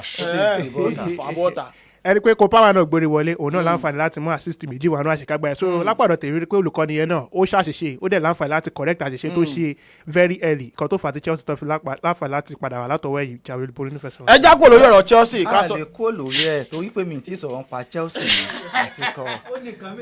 àti kọ́ kí ló tún kù tẹ́ fẹ́ sọ. àwọn ìfigagbága wà. àti ikọ̀ Real Betis ẹ jẹ́ kó sọ tiẹ̀. ṣé rí ikọ̀ Chelsea Gunners àti ikọ̀ Manchester United Manchester United àti ikọ̀ Gunners àwọn yẹn àgbàlagbà wọn ń bàṣẹ wọ́ọ̀dì mọ́ wọn wá ń tinú panlá jẹ. final la ni ẹ sọ̀rọ̀ pa ẹ̀. mo ń fi nǹkan bóun náà ṣe ń fi nǹkan wé nǹkan mo fẹ́ fi ọ̀rọ̀ Chelsea on paper ikọ̀ Chelsea irọ́ mi ní kí ni ọ̀tẹ̀ yìí ní ṣe tí ń fi là ẹ wà gbà kí ni ọ̀tẹ̀ lọ́wọ́ mi káwọn ọmọ mi pé gbogbo wa jẹ sí. ikọ̀ Chelsea ẹ rí i pé tẹ́ bá wo tíyẹn bá sọ pé ikọ̀ Real Betis ó na ikọ̀ Barcelona ẹ lè fi domestic league wé week in week out náà ń pàdé wọn ṣe jẹ́ máa pàdé ara wọn so tó bá nà iṣẹ́ yìí wọ́n sọ pé ikọ̀ Crystal Palace ó bẹ́ẹ̀ ta ikọ̀ Manchester City lórí tábìlì ni ṣùgbọ́n ìgbà tó di FA Cup final ikọ̀ Crystal Palace ò borí bí so ikọ̀ Chelsea ní abala àkọ́kọ́ yẹn tí kì í bá ṣe pé interception irú géèmù paasi Malo Gusto tí wọ́n intercept kì í ṣe pé ikọ̀ Real Betis wọ́n dominate ikọ̀ Chelsea ní first half intansi mọ̀ sọ náà nìyẹn pé tẹ́ bá wo ibi tí ikọ̀ Real Betis parí sí ipò kẹfà wọ́n score 57 wọ́n concede 50 ẹ ti mọ̀ pé irú tíìmù yẹn defensive wise wọ́n dá lọ́wọ́ ẹ̀yìn kí ẹ̀ tó lè score 57 goals concede 50 so ikọ̀ Chelsea ní abalẹ̀ lẹ́ẹ̀kejì yẹn àti mọ̀ pé Chelsea pressure yẹn á pọ̀ jù fún wọn ìyẹn láti withstand ẹni tó jẹ́ best player wọn ó náà ni Anthony kìí ṣe ìgbà àkọ́kọ́ kìí ṣe ìgbà kejì kìí ṣe kẹta rèé tí Cucurella tí ó ti láǹfààní àti máa kojú kọ Anthony mo ti mọ̀ pé tí Anthony bá fi lè jẹ́ right off lọ́jọ́ yẹn àwọn tó kù wọn gan ó dòkú lápá rẹ̀ so ikọ̀ Chelsea bó ṣe gbé kinní ẹ̀ lọ. àwọn èèyàn jókòó ọ̀tẹ̀ wọ́n pọ̀ lọ́jọ́ Sunday àwọn ọ̀tẹ́gbèmí wọ́n jókòó ọ̀tẹ́gbé Nottingham Forest làwọn tẹ̀lé èmi ò sínú wọn. ẹ̀yin náà fẹ́ àìmọ́lẹ̀ ẹ̀sìn náà àjọwò kínní ni o. Nottingham Forest èmi wò pé Chelsea ti gbìyànjú gan. Van Seki dẹ̀ sọ pé Nottingham Forest ò ní qualify mo dúró ti Chelsea lọ́jọ́ Wednesday Chelsea mo tún ṣe ọ̀tẹ̀ pọ̀ o ṣùgbọ́n padà já sọ pé. ó ṣe Ọlọ́run ìwọ ló jẹ́ kéwu ayé kò mí dá ìyà tó jẹ mí. Chelsea jẹ́ ìyàpọ̀ sáà tó lọ wọ́n ṣe nọ́mbà 10 wọ́n ṣe nọ́mbà 7 sọgbóòlì jọ Sunday ó sọ̀kalẹ̀ sí ìsunkún orí tó bẹ́ẹ̀ làbí náà tó bẹ́ẹ̀ làbí náà play fún ẹ̀kọ́ ayọ̀ ni wọ́n wá dé àwọn Chelsea jubilate pé wọ́n lọ Champions League. ó gbé mi sókè ibi yìí sẹ̀ fún náà. àwọn májèlé náà sọ bẹ́ẹ̀. atọ́kùn. èyí ni mo ṣe ìṣirò fún títí ọgbọ́n orí mi. talẹ́lẹ̀ tẹ̀lé. ṣéjọ Sunday ní ọjọ́ Wednesday Chelsea lèmi ń ṣe. bọ́ arífọ́nrán yín kan. níbi tẹ́ ti ṣe àpàtẹnujẹ́wọ́. níbi tẹ́ ti wá sọ bí kọ́lọ̀ àwọn àmì ewé báyìí. AI ni AI. wọ́n gbé sí mi lọ́rùn rẹ̀. tẹ́tẹ́ ní ẹlẹ́yẹ ní gbà kọ́ọ̀pù arìtìyín náà. ok àwọn ẹgbẹ́ ẹ̀yìn lọ́gbọ̀n àyè. àwọn ẹlẹ́gbẹ́ ẹlẹ́yẹ tọ́síbẹ̀ ní tì mí àwọn tí Táyọ̀ Àríbílẹ̀ mi ṣe ń gbogbo gbà. ó dà ló ti ní Chelsea ní kí n máa ṣe. lọ́gbọ̀n say your sin and sin no more. ó dà lẹ́ni mo ṣe àpàtẹnu jẹ́wọ́ pé Chelsea lèmi ṣe tọkàntọkàn báyìí champion lèmi tẹ̀lé gbọ́lá àwọn mọ́tò ṣọ́ Abdullahi ti ní kí n lọ fọkàn báyìí Chelsea ní kí n máa ṣe Chelsea mò ń ṣe báyìí ẹ já kò lórí ọ̀rọ̀ Chelsea kátó kù. àbọ̀ wà nǹkan.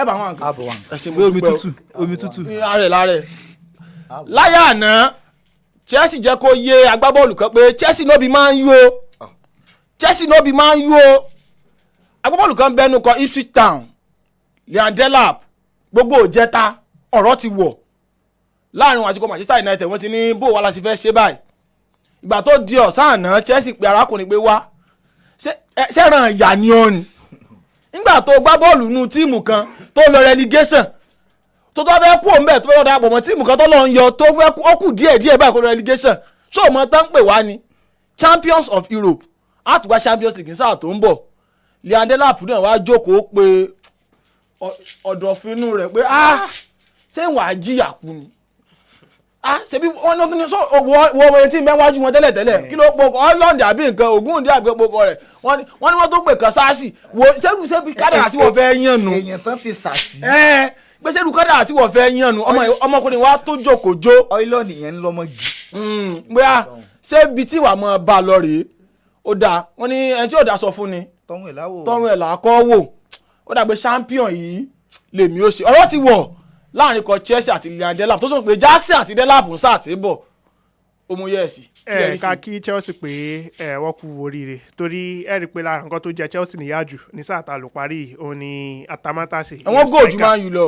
ẹ̀hún náà ni kankan náà lájọ sọ ẹ rí i pé ìkùnsínú wà lórí ọ̀rọ̀ Jackson tí ó bá sọ àǹfààní nù wọ́n sọ̀rọ̀ nípa discipline yàtọ̀ sí ẹ̀dẹ̀ tí ẹ rí i pé Christopher Nkunku òun òye òun ò pàǹtì ẹ̀ so Chelsea wọ́n ti jẹ́ kó di mọ̀ pé àwọn nílò atamátàṣe yẹ agbọ́wọ́wájú ẹ dàrí pé Leon Delap tá a sọ yìí kì í ṣe pé kò mọ bọ́ọ̀lù gbá lóòótọ́ ṣùgbọ́n ikọ̀ tó wà ní sáà tí ó tẹnubodò yìí ẹ rí i pé kì í ṣe ikọ̀ tó ń compete fún kọ̀kọ̀ lóòótọ́ lódòdó náà láǹfààní láti máa wọn iṣẹ́ yẹn wá ó score bíi 10 goals fún wọn ní sáà tá lóòótọ́ yìí so èmi rí i pé tó bá tún dénú kọ Chelsea tó rí àwọn support ọlọ́kọ̀ òjọ̀kọ̀ táwọn Madueke tó ń múṣẹ́lẹ̀ fún táwọn Rich James tó ń múṣẹ́lẹ̀ fún táwọn Enzo Fernandez náà múṣẹ́lẹ̀ fún ó ṣeé ṣe kó yẹ pé òun ni yóò wá wájú tù sí ọwọ́ wájú Chelsea ṣùgbọ́n kan tó wà ń bẹ̀ ni pé lórí bó ṣe gbà mọ́ Man U lọ́wọ́ èmi rí pé Man U wọn ti serious wọn ti ṣe tán. wọ́n fẹ́ gbé o ní gbogbo òjẹ́ta ọ̀rọ̀ ti wọ̀ Man U náà fẹ́ trigger kódà Ipswich ti ní ẹ lọ bá Delap sọ̀rọ̀. ẹ mọ̀ gbọ́ ẹ kí yàtọ̀ wà nù pé mo fẹ́ àti mo ṣe ṣóye yín.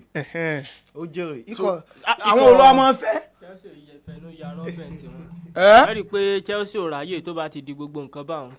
bó ṣe ṣe fún William Joe yóò lè lóru ni àwọn ò ráyè àwa ń fa negotiation ó wá ń gùn lọ́fà àṣùgbọ́n ọ̀rọ̀ Leon Delap yìí àtẹ̀mí bá sọ pé ká sọ tẹnu òní bó àìmí òrò bóyá ó fẹ́ bẹ́tà ju Nicholas Jackson lọ àlójú ìwòye tèmi o nítorí pé tá a bá sọ pé ká wo àwọn success rate àyìn àwọn striker àti Chelsea ti ní in recent season àyẹ̀mọ̀ pé bíi pé Leon Delap yìí ló fẹ́ dàbí pé ó kéré jù láàrin wọn in terms of output àti gbogbo nǹkan physicality everything wọ́n fẹ́ dàbí pé Liam Delap yìí a fẹ́ sọ pé ó súnmọ́ Lukaku àbá fẹ́ sọ pé Aubameyang ní ká gbé súnmọ́ àbí Tammy Abraham lápá abẹ́yẹn àṣọ ìyẹn sọ púpọ̀ lọ́rọ̀ àbí pé Liam Delap yìí bí ìgbà tíyàn kàn fẹ́ fi nǹkan kún nǹkan èmi ò rí pé Chelsea rí gẹ́gẹ́ bí main man gangan nítorí pé ó súnmọ́ àkí Chelsea sì wò pé ẹjẹ́ àtúbọ̀ yọ ọjà o àkárí atamátàsí tó yẹ pé orí rẹ̀ pé dáadáa ó tún kù tí Chelsea ó tún ṣe àbóyá àwọn ìdíje àpẹ́pẹ́pẹ́ mọ̀ pé ìdíje Chelsea ò gbá díje pẹ́pẹ́pẹ́ mọ́ sáà tó ń bọ̀ Champions League náà ń lọ. Carling ṣáwà ṣèwọ́sà máa gbá Carabao àbí àwọn máa gún ìní ọmọ gbáyún. tí kan ò bá wọ́ọ̀kì ìkan wọ́ọ̀kì nǹkan tí mo rí pé Liam Delap jẹ́. kó mọ̀ dàbẹ́ pé à ń ba àwọn olólùfẹ́ ikọ̀ Manchester United inú jẹ́ ọ̀rọ̀ kún àti wọ̀ Matheus Cunha láti inú Wolverhampton Wanderers kódà wọ́n ní yóò wá ṣe àyẹ̀wò ara tiẹ̀ náà pé àwọn náà gbé tó ní kìmí tó kì sí bọ́ọ̀dì ṣùgbọ́n bí tí mo fẹ́ ká sọ̀rọ̀ pa ti Manchester United lọ́rọ̀ yìí lẹ́yìn àṣekágbá ìdíje UEFA Europa League tí Man United ti jìyà lọ́wọ́ ọkọ̀ Tottenham Hotspur lámì ayò kan dondo agbábọ́ọ̀lù lọ́wọ́ wájú wọn Alejandro Garnacho ó sọ̀rọ̀ kan tó sì bí olùkọ́ni Ruben Amorim múnú tí yóò sọ pé kó lọ́ mọ́ wá ẹgbẹ́ bọ́ọ̀lù tí ó darapọ̀ mọ́ ni òun ò ní lò mọ́ ó lò níjọ́ tí àwọn tẹ́ni wọ́n ta kùnú wọ́n ní wọ́n nà wọ́n ní èmi ò mọ̀ sí òun ló sọ pé òun rẹ̀ ti ń ta kùnú tó play fún Asia 11. ṣé mo ti sọ nǹkan tí mo rí fún yín náà gbà. ohun tó bá rí i sọ. ọ̀rọ̀ Alejandro Garnacho nǹkan Manchester United wọ́n bí Ahmad ní àyà àná Ahmad nígbà rẹ̀ òun dáadáa Garnacho yóò dúró ṣùgbọ́n tẹ́ bá rí ojú rẹ̀ máa ń gbà tí wọ́n sọ̀rọ̀ yẹn rí pé ó rà pé Garnacho yóò lọ Napoli ń ṣẹ́wọ́ lebelebe kódà ikọ̀ Chelsea ò sọ pé àwọn ò fẹ́ méjì lẹ́ẹ̀bà ń kó pọ̀ bẹ́ẹ̀ ni lórí ọ̀rọ̀ Jadon Sancho Chelsea sí ní Man United dúró náà méjì ìṣẹ́wọ́ pọ̀ mọ́ yìí ó ṣeéṣe kó bá wa lọ club world cup o ṣùgbọ́n owó tí ń gbà owó yẹn pọ̀ tí Chelsea bá fẹ́ gbé Jadon Maliki Sancho tán 250 nígbà Manchester United Chelsea ní owó táwọn ń san lọ́dọ̀ àwọn èèpọ̀ so o lè gé ní gégé tù gègé kó ṣe rẹ́múrẹ́ wọn náà láìkì wàá náà láìkì ẹ ṣùgbọ́n ó gé owó èkú ní tó kù láàrin ikọ̀ Chelsea àjàdọ̀ Sancho ẹ bá méjèèjì Sancho àti Garnacho yẹn bá ń pọ̀ kó tí ó mọ́ra wọn.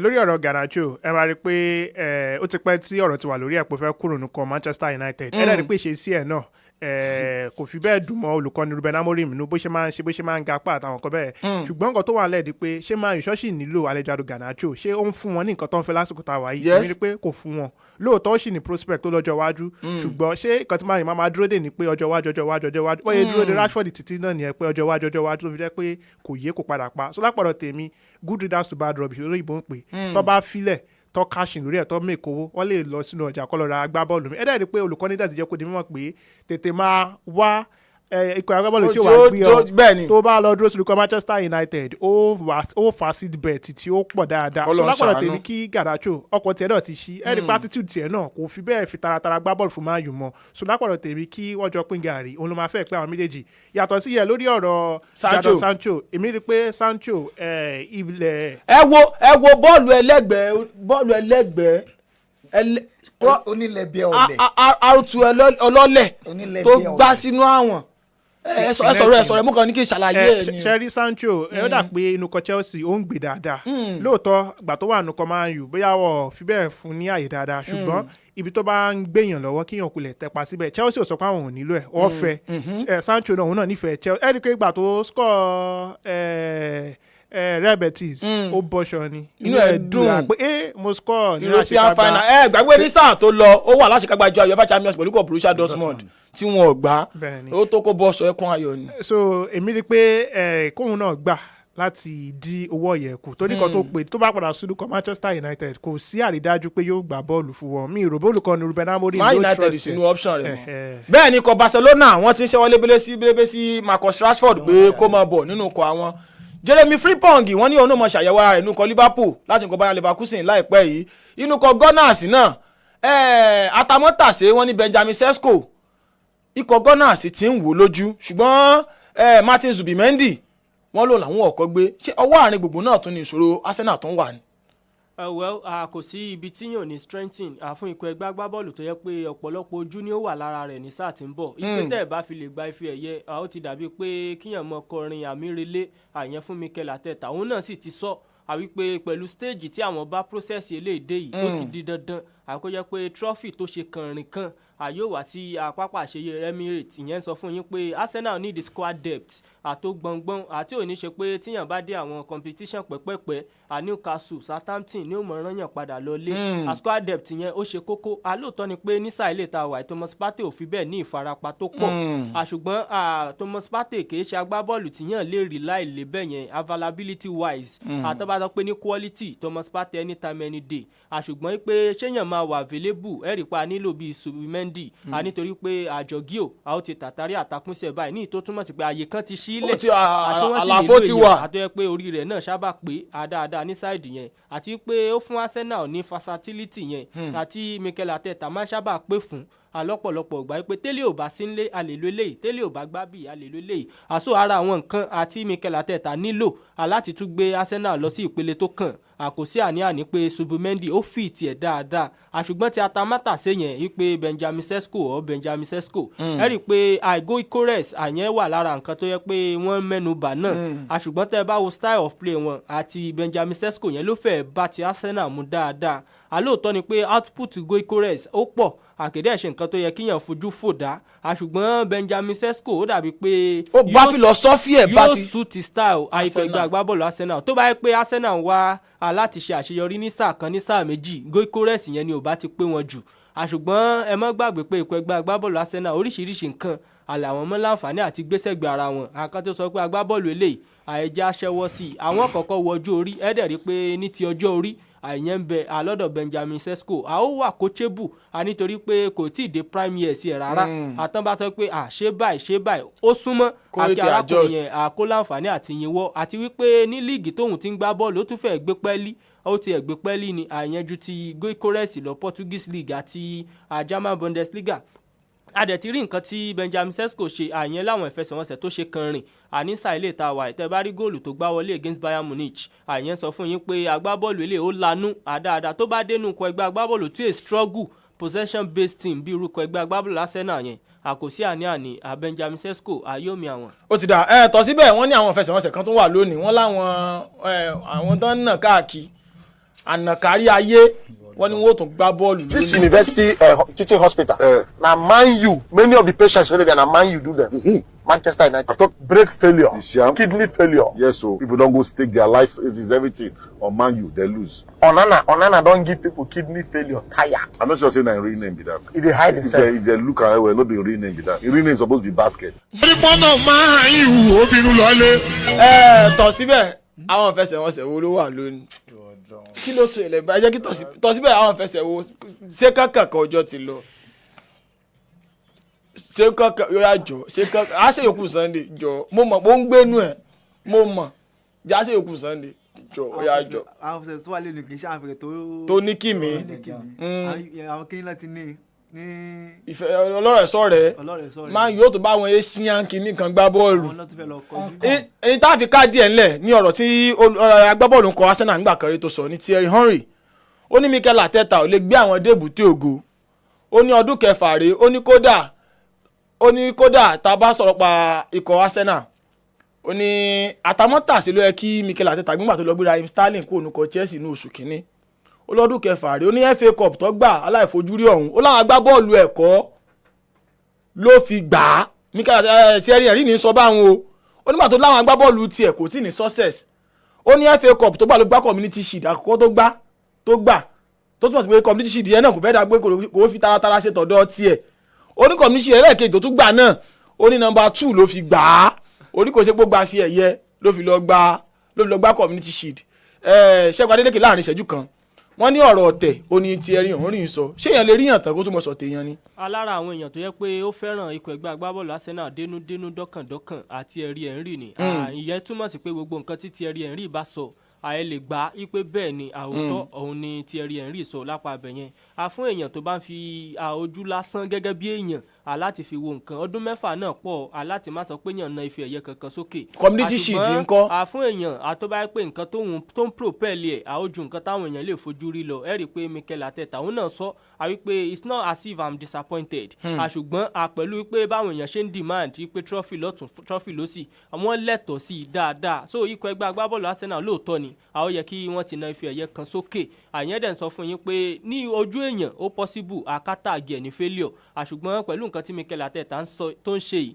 the process ó show evidence progress process so soon ẹ rí i pé ẹgbẹ́ ọlọ́tẹ̀ ọ̀tẹ̀ làwọn mọ̀ ṣe ẹja káàdì ètò ilẹ̀ ká mọ̀ lọ àpàdé jọ Sunday ṣẹ́gun ẹgbẹ́ ló pé láti jẹ ṣẹ́gun Adélékè ẹ̀ bá dágbére fáwọn tí wàá ayé gbọ́ náà ní ayé. fi káàdì ẹ̀ ńlẹ̀ láàárọ̀ pé ìbàjẹ́ ènìyàn sẹ́ àní kò lè dáṣẹ́ olúwa dúró Olúwaṣẹ́gun Adélékè tó bá dọjọ́ Monday aago 8 láwọ̀ṣẹ́. motivation là ń jẹ. àwa láàmà wá ẹ̀yin láàmà bá Ọmọníyì Aládé ló kọ́ mi. kò ní bàjẹ́ ṣeun. wọ́n sọ̀rọ̀ mi bí ọ̀rọ̀ gánà sí wa láì ní nǹkan ṣe ti ń dàparí oṣù Karim Abibu Fansekin á pàdé ńjọ́ mi.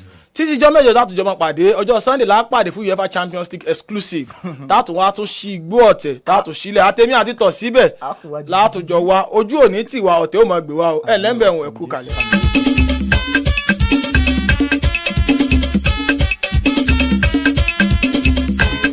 Chelsea ni mo wà mo wí àìsàn wọ́n tàn Chelsea ni mo wà mo pépé Chelsea ni mo wà mo di champion Chelsea ni mo wà mo jẹ lọ Chelsea ni mo wà mo wí lọ Chelsea ni mo wà mo pépé Chelsea ni mo wà mo di champion Chelsea ni mo wà mo jẹ lọ.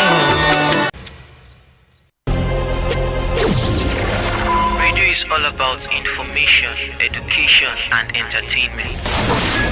Maybe that's before now. Solutions 93.9 FM has raised the standard of radio broadcast to preferring solutions in all human angle. 939 FM, the remedy.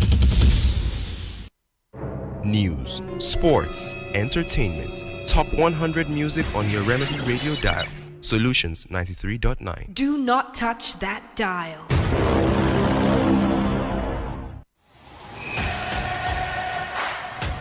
Now listen. As a player, you owe yourself, your team, your coach, and your fans good health. Don't joke with your health. Your superpower is your good health. Yes, sir! Yes, coach! Let's go! This message is powered by Solutions 93.9 FM. Both teams have put up. Can anyone stop the other team? Neesmith on Brunson.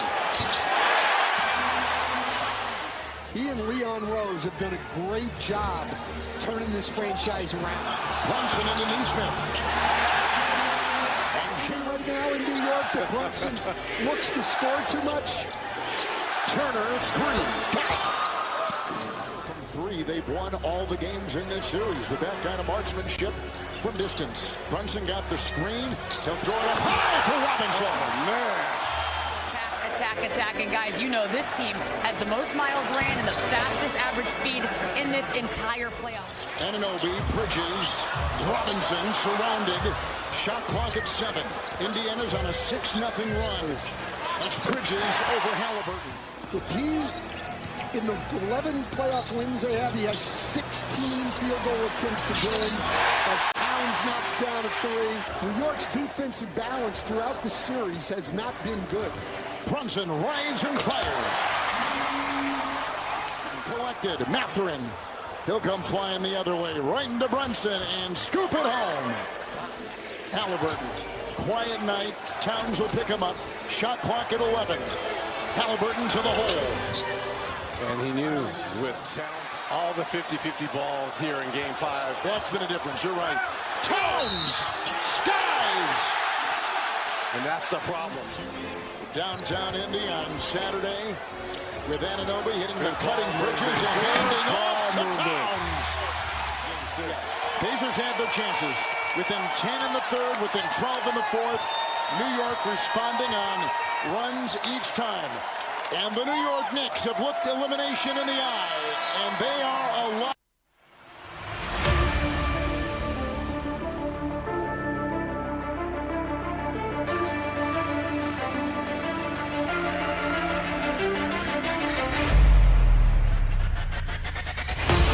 Well, starting with basketball on the Kickoff Sports Show this morning, everybody believes a miracle, but hey, it was just like a miracle that New York Knicks had to push the game to Game 6 in the NBA playoff of that conference. But it is not about, over celebrating when your father, keeps focusing on other fans or other players. I'm talking about Indiana Pacers, Halliburton. But Indiana Pacers losing 94 to 111 points. Let's give it to New York Knicks this morning before we talk about the National Sports Festival and talking about what we're going down. Talking about the UEFA Champions League. Mkhitaryan has been talking, saying that he's about the experience. But I hope that Ganzi will not be hyping other players on the show this morning. We've got the Sports Wizards on the show this morning. My name is Oladapo. Could it be Ganzi? How are you doing? Good morning. Yeah, good morning, Young Striker 9. Good morning to our listener out there. Feels good to be back behind the MIC this beautiful Friday morning. And just like I just say,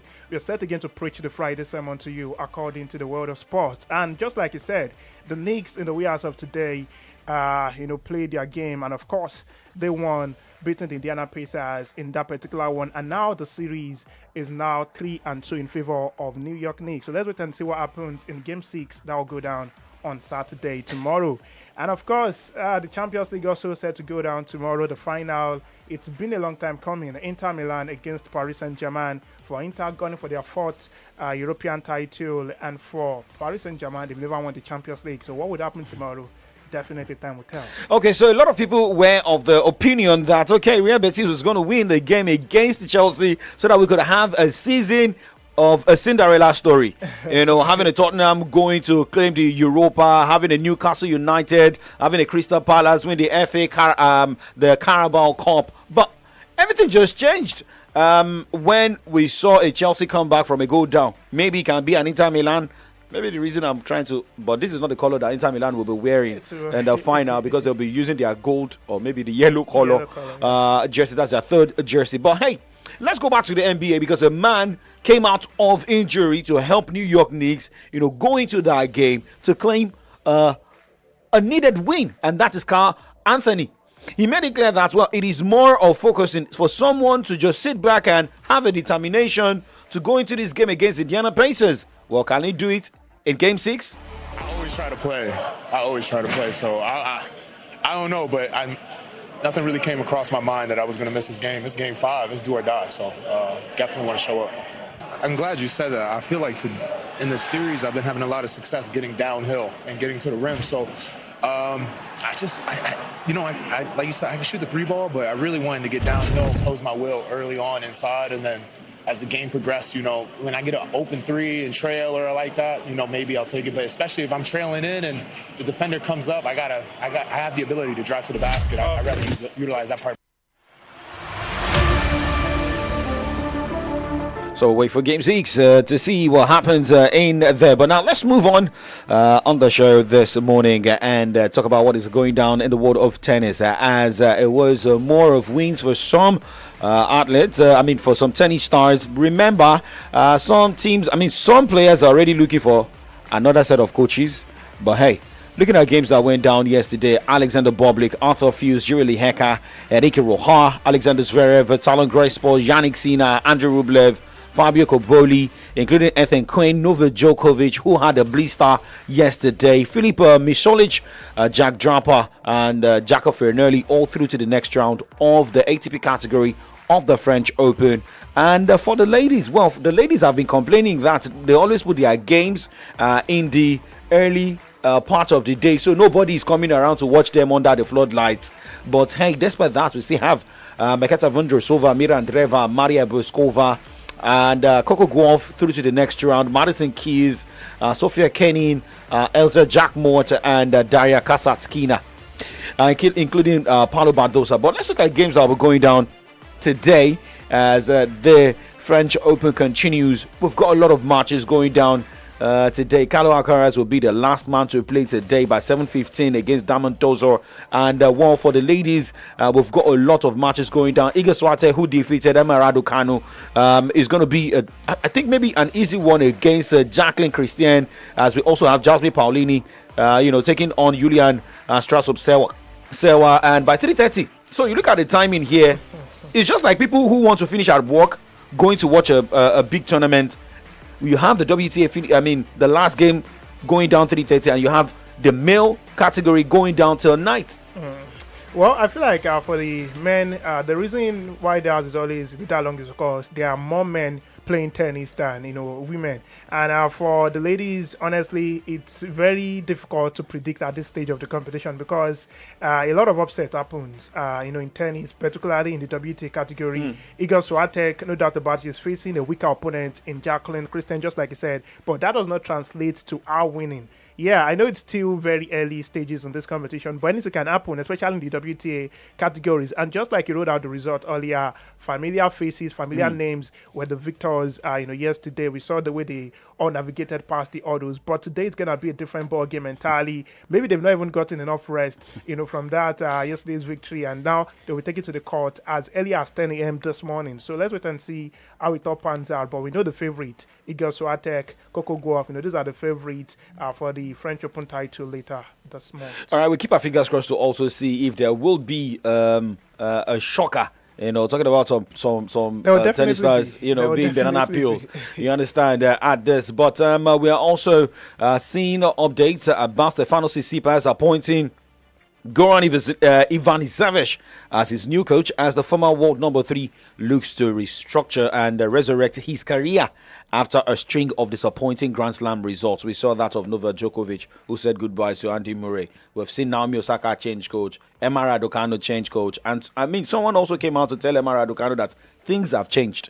You cannot continue to do the same thing the same way and be expecting different results. Well, I understand Stefanos Tsitsipas. It's been a very difficult time for him in the past. Couple of games he's played in the world of tennis, and now he needs to resurrect his career. Get back to winning ways and get back to being a competitive figure in the world of tennis. Maybe that was why he appointed Goran Ivanisevic as his new coach. And let's wait and see what this man can do to him. Maybe he's gonna teach him some more tennis skills, some more approach he can deploy in all of his games. And for Tsitsipas, no doubt about it, he's gotten to the final of this same competition, the French Open before, and I think he's also one of the familiar names in the world of tennis. But maybe due to injury, due to inconsistency, that was why he went down the drain. But now he's appointed a new coach. Let's wait and see what their relationship will look like in the near future. You spoke about the name.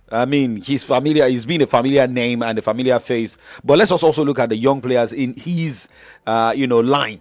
You have the likes of Carlo Alcaraz, even the likes of the Australian Nick Kyrgios, who could have been the leader in that line, had injuries setting in for him. But if you want to if you cannot stand the heat, you have to stay out of the kitchen. If you cannot just stay the heat, just come on, move away from the court. Let us see the new faces. And it's even interesting that Tsitsipas is going to the former coach of Novak Djokovic. So for someone to have coached Novak Djokovic before, that means he's capable and he has the technical know-how, to be a coach of tennis.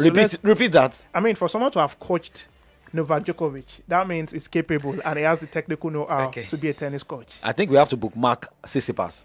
No, see what happens this year. No, don't be sad. No, guys. I know. I'm not saying you are hyping, but it takes a lot to be a coach of Novak Djokovic. That's just the point. So now he's turning, his face to the former coach of Novak Djokovic just to come turn his fortunes around, and let's wait and see how that will work out for him in the near future. All right, let's see that if that will also be a new move for his career. Now let's go straight to the National Sports Festival closing ceremony that went down yesterday. I've got my reservation about that, but here is Ogun State Governor with his speech and handing over the flag to Enugu State as the next host of the NSF. Indeed, gratitude, profound humility, and a strong sense of pride that I stand before you today to deliver this address as we officially bring to a close the 22nd edition of the National Sports Festival tagged Gateway Games 2024. For the past 2 weeks, our dear state has had the distinct honor and privilege of hosting Nigeria's largest and most unifying sporting event. In these unforgettable days, we have opened our gates wide to welcome the very best of our country. Athletes, coaches, administrators, officials, supporters, and families from every state and region, even from other countries. You all came not only to compete, but also to connect, to collaborate, and to celebrate the richness of our nation's diversity. In the words of an African proverb, a single bracelet does not jingle. It is our coming together, our collective energy, effort, and enthusiasm that has made this festival a resounding triumph.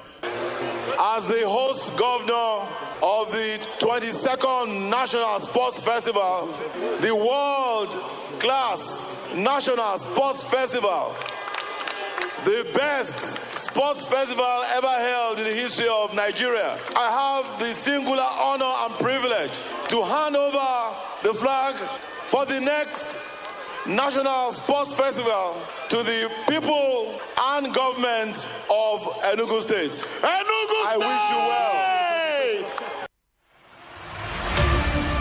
All right, so that's also what went down yesterday. When we come back, we talk about the table. We talk about one of the the challenges that that affected the National Sports Festival in Enugu State 2024 and how that can be averted in Enugu 2025.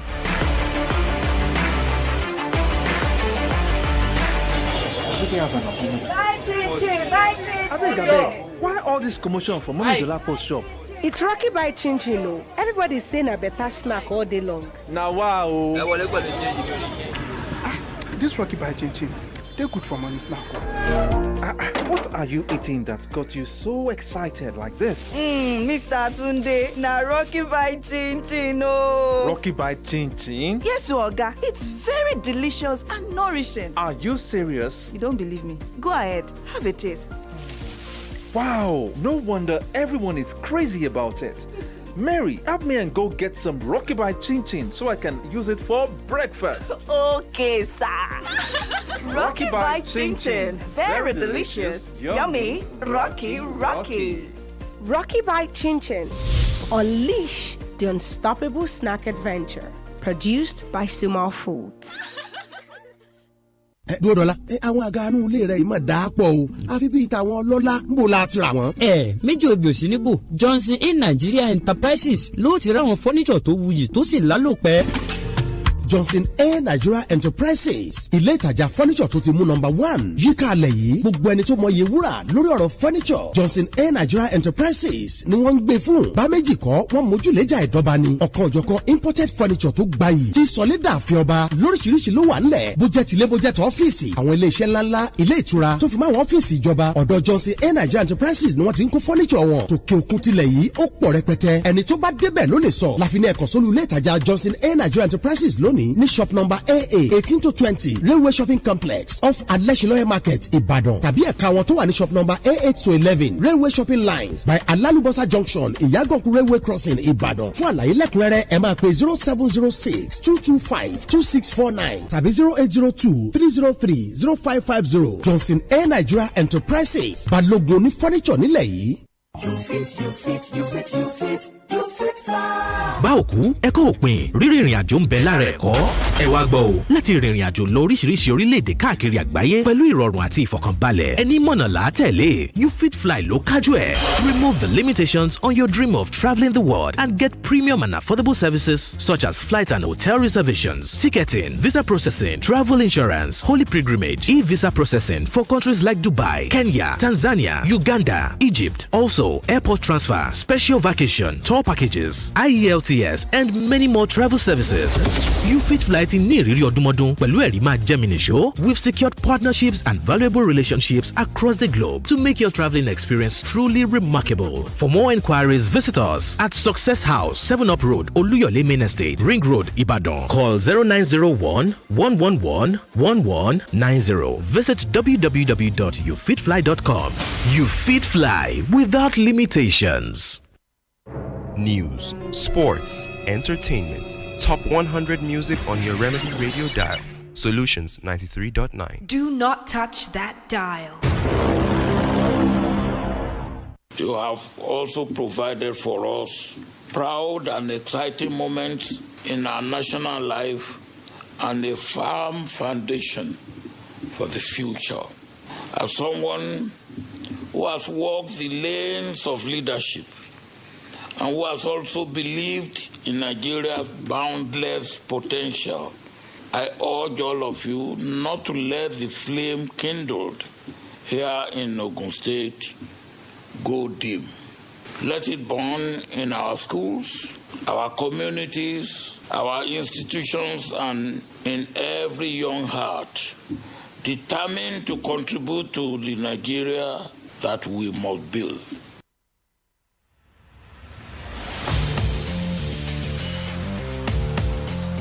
Well, former Nigerian President Olusegun Obasanjo, the Ebora of Owu Kingdom there speaking, sending out a message that don't let that spirit die at the National Sports Festival and let it just transcend to schools and other parts of the country. Let us also hope that some of the athletes, discovered at the National Sports Festival can represent Nigeria at the Olympics. Yeah, well, before we talk about the discrepancies we're talking about of Mike, I feel like we need a clear definition of what the National Sport Festival is meant for. Is it to discover raw talent or to compete, just like our own Olympics in the country? Is that what they established it for, or just to discover and nurture, young talent? I think there needs to be a clear definition of what this, festival is all about. That is where we can know, what to do and how to even approach all of these things. You get to see well-established names competing against people who are just getting their career started. Then it begs the question, are you there to compete, or are you there to develop yourself and discover yourself in terms of any sport you can partake in? I mean, a lot happened. If I could remember when I went to Abuja for the National Sports Festival, then Funke Oshonaike, Toriola, Edemefionga and Co. were at the National Sports Festival. They did not represent their states. They went to represent other states that could pay higher. Can you imagine? So I was discussing that with Annabelle, and it's a sport event in Nigeria that if you're a Nigerian, you can participate in. Right. That is one. Then for some athletes, maybe who could not qualify for some meets, they'll use that to also be in shape. You understand? Yes, maybe good, maybe bad, but for the younger athletes, they can also learn from the established athletes. Right. Maybe that is good, but when it gets to the stage, because in Abuja that year was more of money, who could pay higher. You may just see, you hear a particular athlete that came from Ogun State representing Kwara State, or representing at the end of the day they say, it is because it is a Nigerian event. You can't blame them. You can't blame these athletes. We are all competing for money at the end of it. Even if you have passion for whatever sport you're partaking in, but the amount you get at the end of it would justify whatever effort you put, whatever stress you went through before you could. I mean, imagine going for a competition like that. You are from Oyo State, you travel down to Ogun State, and when you return, your friends are hailing you. Hey, you go, we see you don't get much. I mean, what's going to be the point at the end of the day? It happened. I mean, we saw everything that happened. We saw the stories. A lot of media, organizations, pushing different stories. Even governments pushing different stories to back their decisions up. But that's on one side. If you're not ready to go for tournament, don't go. Right. If you're not ready to host events, don't host. The challenges that affected Ogun State National Sports Festival, I think Governor Dakwa Abiodun and the LOC, NOC, Malam Shehu Diko should sit. Look at the challenges. Look at how some athletes complained. We saw we read the story of Ogun State athletes that went to block the gate. They protested. And after that, they started receiving alerts. And why must you allow athletes go out, protest, before you do the needful? If you are not prepared, you shouldn't have even hosted in the first place. I was telling you, I feel like the handwriting was already on the wall. The fact that they postponed, this festival about 3 times. I told you it was supposed to go down last year, 2024. It was shifted at first. We were not ready. We were still renovating the MKO Stadium. Postponed again. It was supposed to go down in January this year, 2025. And now it eventually went down in May. So for me, I think they were not fully prepared. It was just because of the pressure here and there. Why would you keep shifting this festival? That was why they had to just, go for it. And now the challenges happen, the discrepancies in the medal table. Come on. I mean, from the athletes to the now let's talk about the medal table. If you look at Complete Sports said 100. Delta States had 122 gold to finish atop. If you look at Punch has got a different report to that. You look at the Leadership newspaper has got a different report, 109 gold for Delta State. And if you look at the final medal log on Ogun State's website, for Ogun State 2024 National Sports Festival, said Delta State has, finished with 126 gold medals, 100 silver, and 111 bronze, making a total of 337. Now let's go to Oyo State. We shout out to the those who represented Sports Writers Association of Nigeria, Oyo State chapter, Annabelle Nahoro, if she's listening right now, I know some of them may be sleeping or just coming back to Ibadan. For everybody that represented, they kept updating the platform. So if journalists could update, what went wrong with the organizers of the National Sports Festival to not update every minute? We saw what happened at the Olympics. Every time you keep seeing the updates. I mean, it was in real time for the Olympics. As they win the medal like this, before you refresh their website, it's already added to their medals, all. And I feel like, we keep saying these things. It's not like we don't have, the facilities to do all these things. This is just coding. All you need is just coding. Have good internet. I mean, now what you did with that? You didn't see the competitions are going down in your, states. In your states, you have a lot of schools, professors. Come on. You have faculties. Faculty of engineering. Is it faculty of engineering now, or department of computer science? You could bring engineers together. Students of engineering said to run all these things. They go run all this.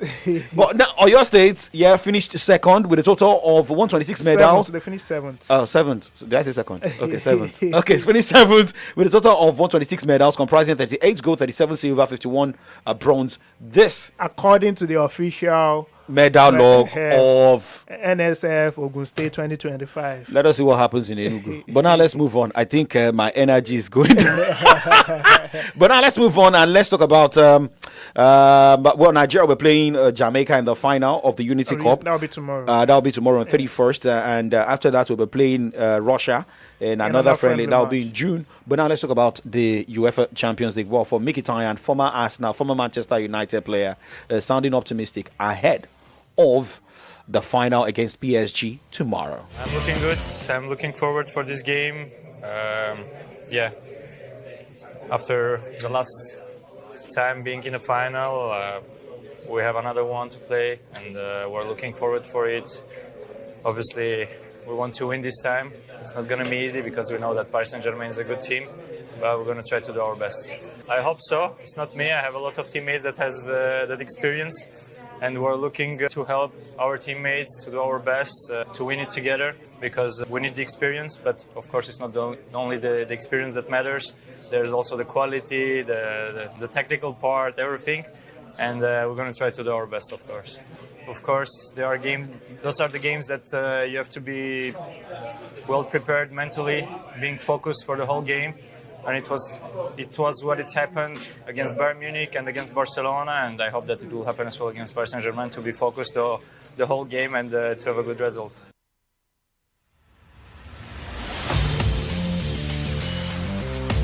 All right, well, for Mkhitaryan, a man who has been fantastic, but no doubt injury at some point, affected his career. But here is in the final again. But look at PSG, the team that won the league. But a lot is attached to this UEFA Champions League final. Right, in 60 seconds. A lot. Well, we're going to talk more about it tomorrow, but I just feel like for Inter Milan and Paris Saint-Germain, it's going to be a battle to finish between both sides. For Inter, they want the world to know that football in Italy is back at top level. And for Paris Saint-Germain, they've been in this position before. They lost out to Bayern, I think, at that point in time, and they don't want to lose out again. And what Luis Enrique has done in that Bayern team, in that PSG team, I feel like it's something top notch. And all they need, the fact that I won the league for them, amounts to nothing. What they really want is that Champions League title. If they win it once, I mean, they've broken the jinx and they've won it. It's going to be in their history. So I feel like it's going to be very, very, interesting to see what happens tomorrow. Paris Saint-Germain against Inter Milan. But we'll talk more by 1 p.m. Let's first get your prediction. Maybe we can change it tomorrow. No, I know they predict that. I can predict it. All right, coming up right now is from the dailies. Adedamola LAFENWA and Comrade Ayodeji Ajisope. Looking at headlines on the pages of Nigerian newspapers. Remember, Bola Tinubu's 2 years in office has been generating different reactions from Nigerians. I think we saw the Minister of Works speaking earlier this morning, and Minister of Education also spoke yesterday. My name is Oladako Kunubi, and my name is Omoni Alade. We see you by 1 p.m. on the Saturday Sports Safari.